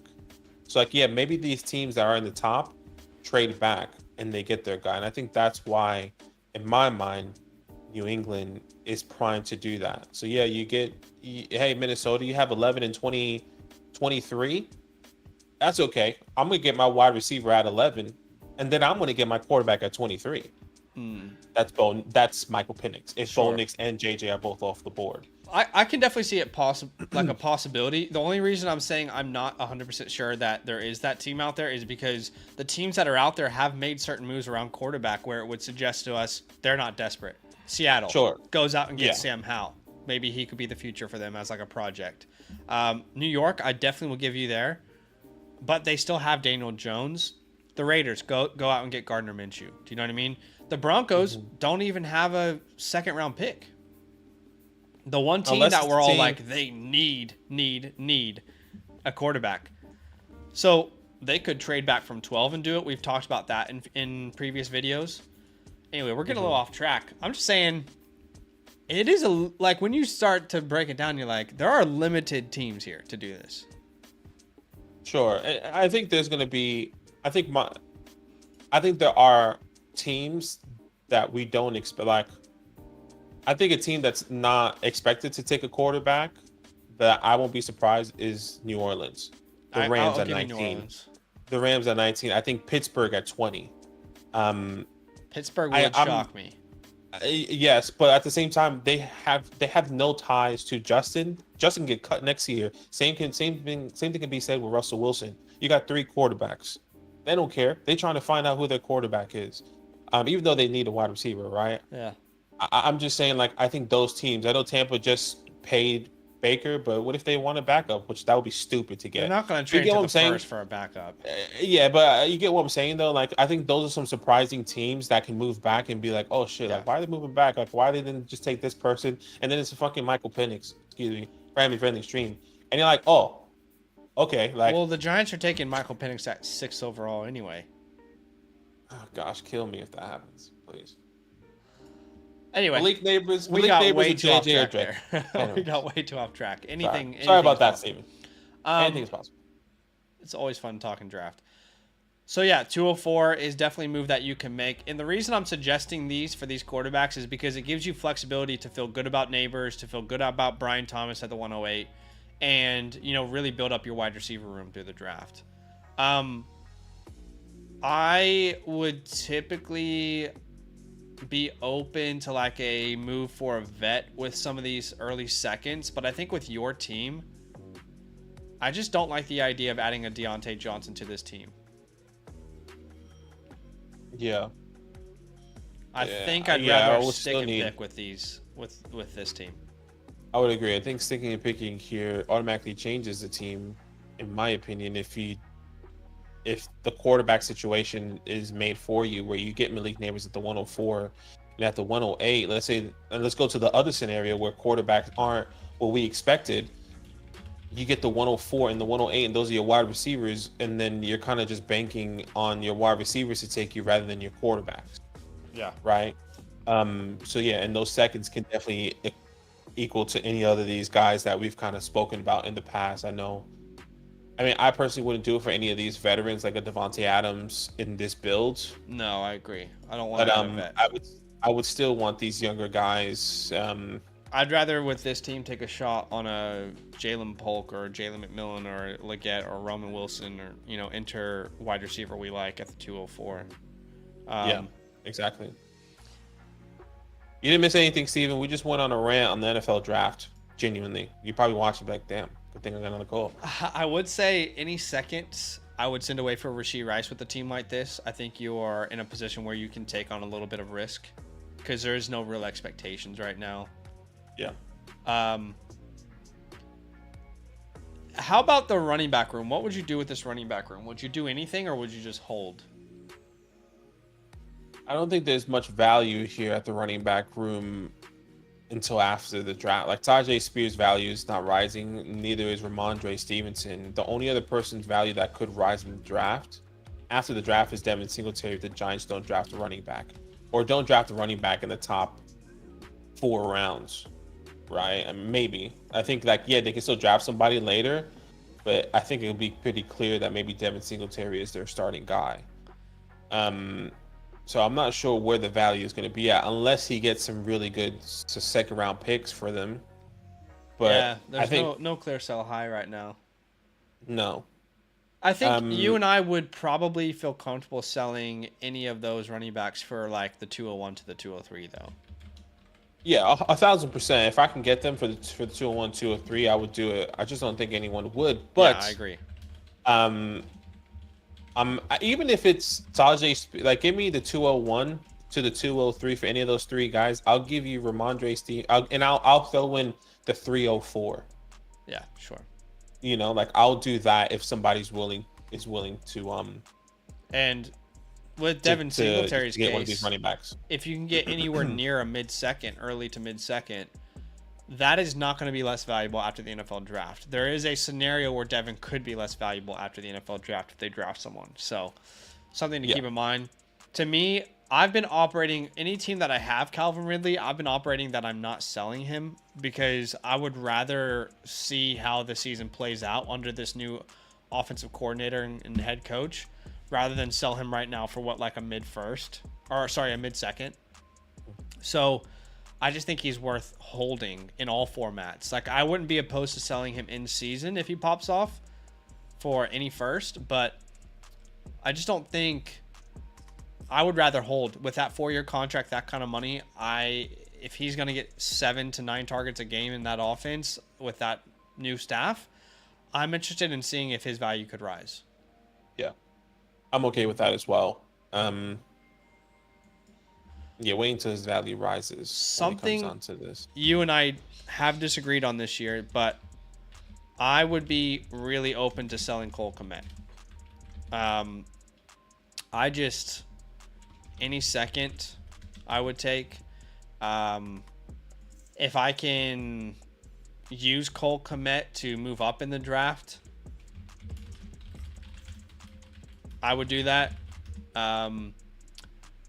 I just don't think he's not a difference maker player to me. I mean, he's been there because it's been a necessity for targets. Now that he's going to have to compete with Keenan and DJ, and they brought in DeAndre Swift. What if they draft someone at the 109? You know, I just would be very comfortable moving on from Cole Kmet.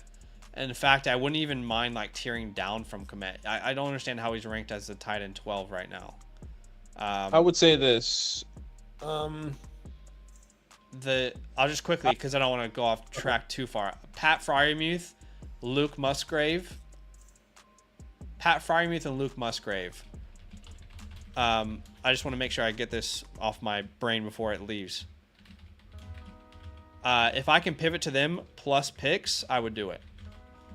And those plus picks can be thirds. I would do it. Sorry, go ahead. I would just say this on Cole Kmet. I can see the concern. For me, I'm only concerned if they draft a wide receiver with their second pick in the draft, which is very highly favored, like a Rome Odunze. That would really shoot everything down for Cole Kmet. But if that is not the case, I know they don't have a second round pick.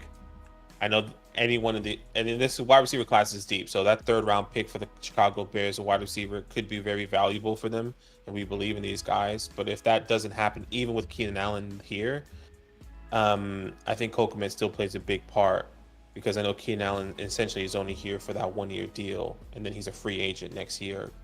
And they could draft another wide receiver in 25, but I think Cole Kmet gets the contract extension. He's going to play a big part here for the Bears. A lot of the tight ends in rookie years love to use tight ends or running backs as their safety blanket. But at the same time, no quarterback has had a stacked wide receiver room like this either. So I get it. My question... I would just say that the 109, the ninth pick overall for the Bears really scares me via Cole Kmet. And if I'm willing to, are you willing to take that chance? Is the bigger question to you, Steven. So, but I'm happy to pivot, like you say.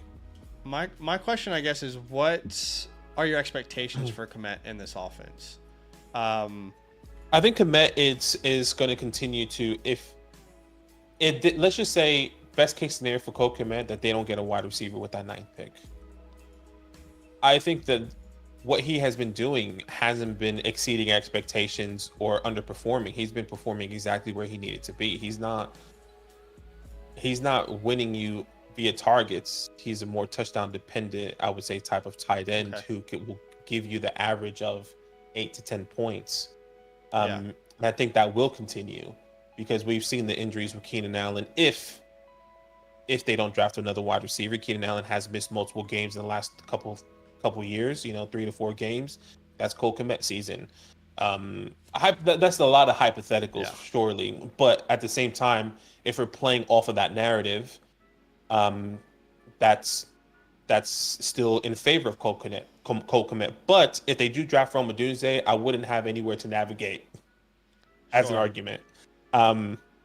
So that would be my biggest concern. This is probably going to sound rude, but I'm not convinced he's a better pass catcher at the tight end position than even Gerald Everett, who just joined the team. Like, I don't really... Oh, I would say he is. I would say he is clearly, in no doubt right now, the better talent than Joe Everett in his career currently. Joe Everett at his peak? I would agree as like a complete tight end, but not as like a... let me force feed you the ball. I just don't... Look, here's my issue. I talked about this in a previous video, but with Kmet, think about it, guys. Just my take. He has never, ever battled for targets with any serious competition in Chicago at all, ever, right? His first 2 years was Darnell Mooney. And he averaged 5.5 targets per game. And then in his second year with Mooney, it was 4.1 targets per game. He's never had a year over 100 targets. And in those years, again, Darnell Mooney was his biggest competition. Last year, with only DJ Moore to compete with, he had 90 targets, 5.3 a game. Rookie tight end or rookie quarterback. Addition of Keenan Allen. Addition of Gerald Everett, addition of DeAndre Swift at minimum. Maybe they draft another. So to me, the only way Kmet is going to survive for fantasy is touchdowns. And that would assume that Caleb Williams is going to be good from day one. Maybe he will, maybe he won't. I struggle to see a scenario in which Cole Kmet is more valuable next year than he is this year. So that's why I'm saying to sell. When you have a player who's never demanded targets and then you add players who have demanded targets their entire career, that's a huge red flag for me, even if they don't add someone. So, yeah. But I hear where you're coming from. Steven says, I think the average value of Kmet is boosted by managers who have him in one league or another. I might try selling him, but I don't think I'll get compelling offer right now. Yeah. Like I said, any second, if you can move him, you know, to move up into the draft somewhere, if you can pivot to Pat Frymuth or Luke Musgrave plus picks, I'd be totally willing to do that.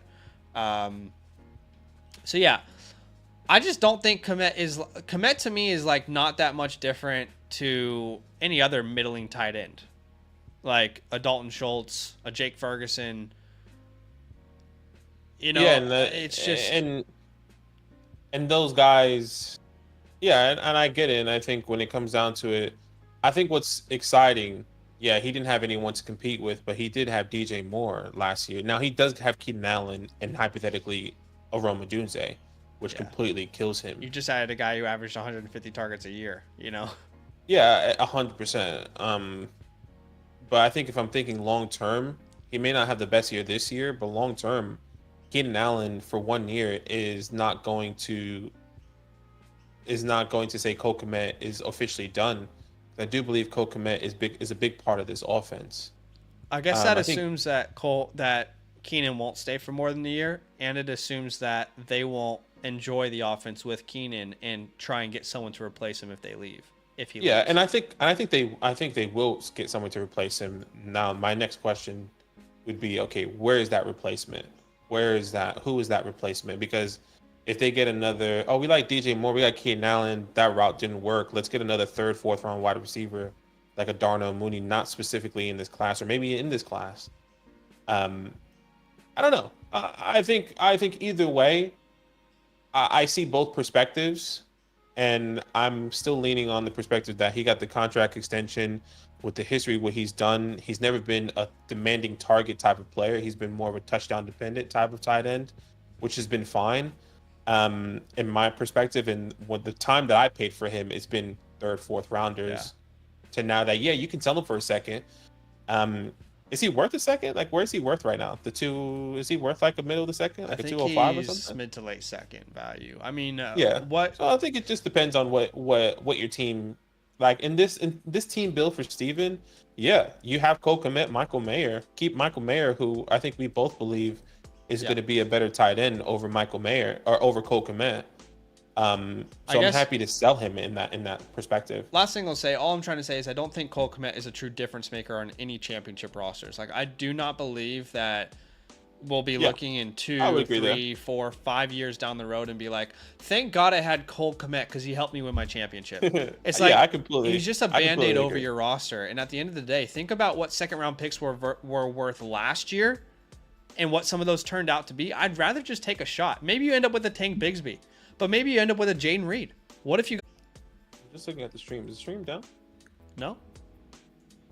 Oh, okay, it's back. Never mind. My screen, it just kept buffering.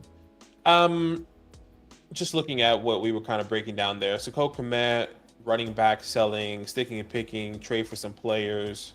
I want to know from Steven if you have any specific questions that we didn't answer. I want to know. Someone says stream went down.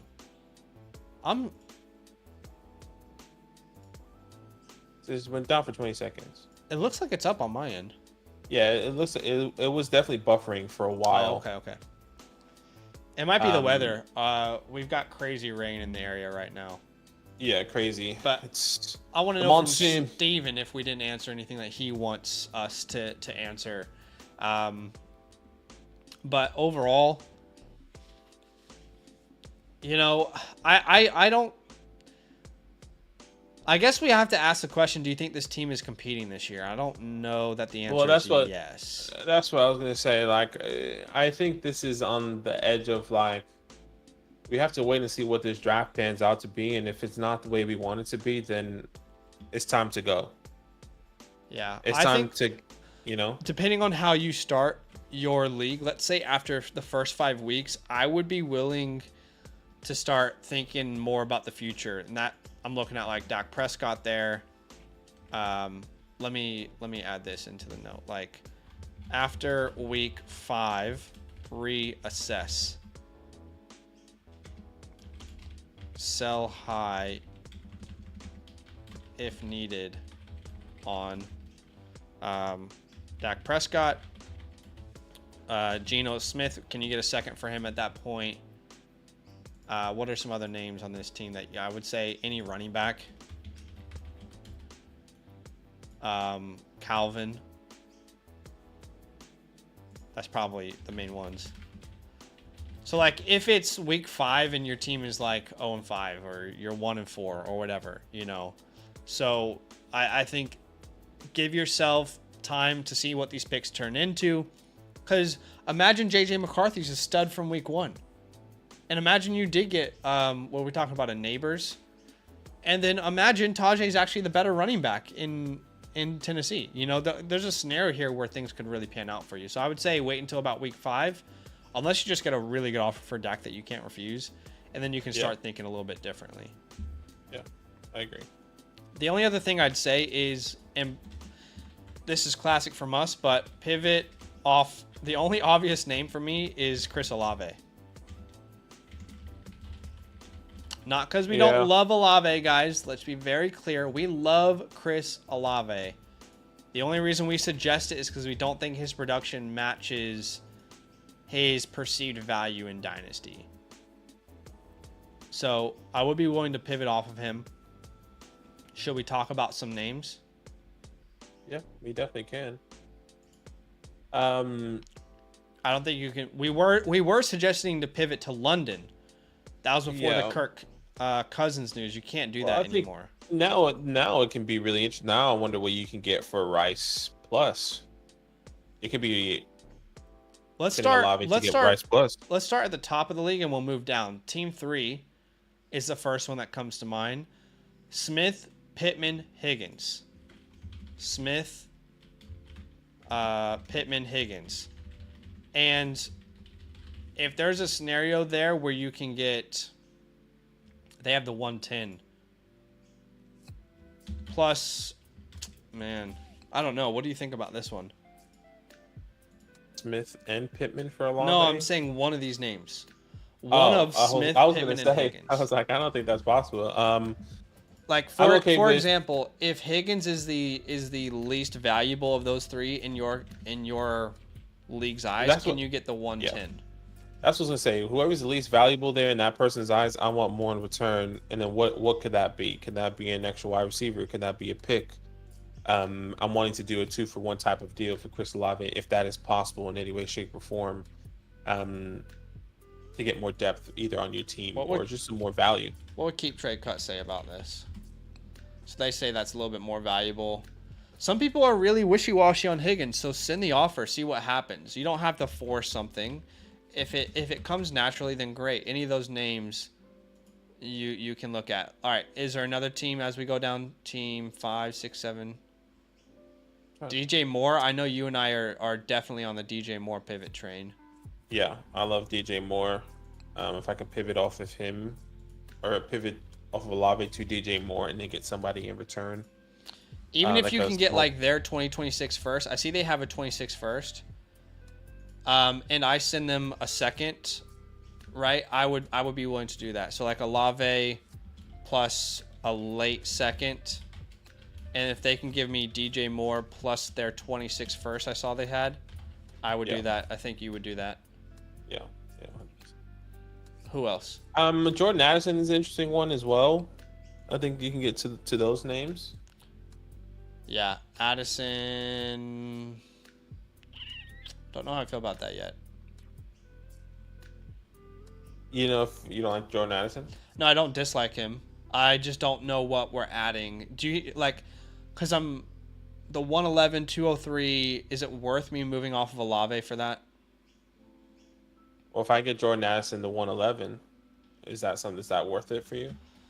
I don't know. That's what I'm trying to figure out in my head. Is it worth it for you? Do you have Higgins over Addison, or do you have Addison over Higgins? They're in the same tier. It's just I'm moving down another pick. Another pick, yeah. I'd rather pursue that other deal is what I'm trying to say. I think it just all depends on how Steven values Addison or Higgins, whichever one you like more. I think either one I'm happy to do. If I'm getting a 2-for-1 type of deal here, getting into this draft and getting a lower wide receiver that we both invest in. You could even do like a pivot like with Stevenson into this running back room here with Addison. So like an ETN, Olave plus Stevenson or Tajay, I guess. Yeah. For a ETN plus who? Is that ETN plus Dell, Addison? Yeah, one of those guys. That's an option. And that would let you compete pretty quickly. I actually think Rice is in play here personally. I know we can. Wide receiver 30. That's crazy. If Rashid Rice is wide receiver 30, is the 109 and Rice doable for Olave? Is that crazy to say? I love that if it's possible. I think you can take on that risk. Zay Flowers? Zaza? Zay Flowers is tough because the 107 is too high, the 201 is too low. But if you can do like Zay Flowers, I think it would have to be a pick swap. Olave plus a second for Zay and a first. Right? We'd be willing to do that. Olave plus a second, let's say in first. Yeah. Yeah, I'm okay with that. I don't want to pivot down to Diggs. That's too far. Or Evans. Yeah, so I think those are the main pivots that you could look at in your league. Yeah, I think that works. But Steven, did we answer all your questions? Was there anything that we didn't answer that you wanted us to answer? Let us know. Steven did say Dak, Calvin, and Judy are all hats to bring myself to trade just because I don't know if I can get enough for them. Yeah. Yeah, those might be in-season deals. Yeah. That would have to be Rice plus. Yeah, how do you feel about Rice plus the 109? Because Badaki and I would be willing to do that. I can't believe Rice is wide receiver 30. That's crazy. Yeah, we would definitely do that if that's possible. But we'll wait and see if Steven has any more questions. But if anyone's watching and you're like, wait, why are they breaking down this guy's team? Well, we're breaking down Steven's team because he's supporting us on the Flock Fantasy website with the promo code LAND. I'll put a direct link in the chat. Again, got to be a Mother Flocker member. Have to use the code LAND. So if you want that experience, that's how you get it. I would absolutely do Olave and Ramondre for Amon-Ra in a heartbeat. Yeah. I'll be okay. I would love that as well. Give me Olave or give me. R.I.P. Ramondre. See you every day. For Amon-Ra St. Brown in a heartbeat. Miss you every day. I'll just say yes. But let me know if you have another question. We did get a super chat from Waka. Flocka. He says 10-team Superflex League. I just traded the 102 and the 110 and the 111 for Mahomes and James Cook and the 207. I don't understand how that's possible in a Superflex League. You fleeced them. You took their pants and left them naked in the street. Whoa. Family friendly. Just saying. Whoa. I'm okay with this trade. Patrick Mahoney, essentially worth 2 first. Up in the top 5, I would say. And you really only gave up 1 top 5 pick, and you got Mahoney and James Cook. Yeah, that's a ridiculous value for you. But yeah, let us know, Steven, if there's any last minute questions here, anything we didn't cover. We appreciate y'all. Did we hit our like goal? I don't know. I'm refreshing here. We're 7 likes away from 50. That's okay. We didn't reach it today, but we appreciate y'all taking the time. It's your fault. It's your fault if you didn't like it. Come on, brother. Come on. Like the stream. But that is probably it for today. Yeah. We appreciate you guys. Thank you so much for all the support. Have a good weekend, huh? So Friday over here for us. I have a video releasing tomorrow morning for you guys. So stay tuned for that, and should be Gucci. Yeah, I'm gonna send Steven, I'm gonna send this whiteboard to you in DMs. But that is it for today. We appreciate y'all. We'll see you soon. Lots of good videos coming out over the weekend, on Sunday, tonight, etc. We'll see you soon. Appreciate you. All love.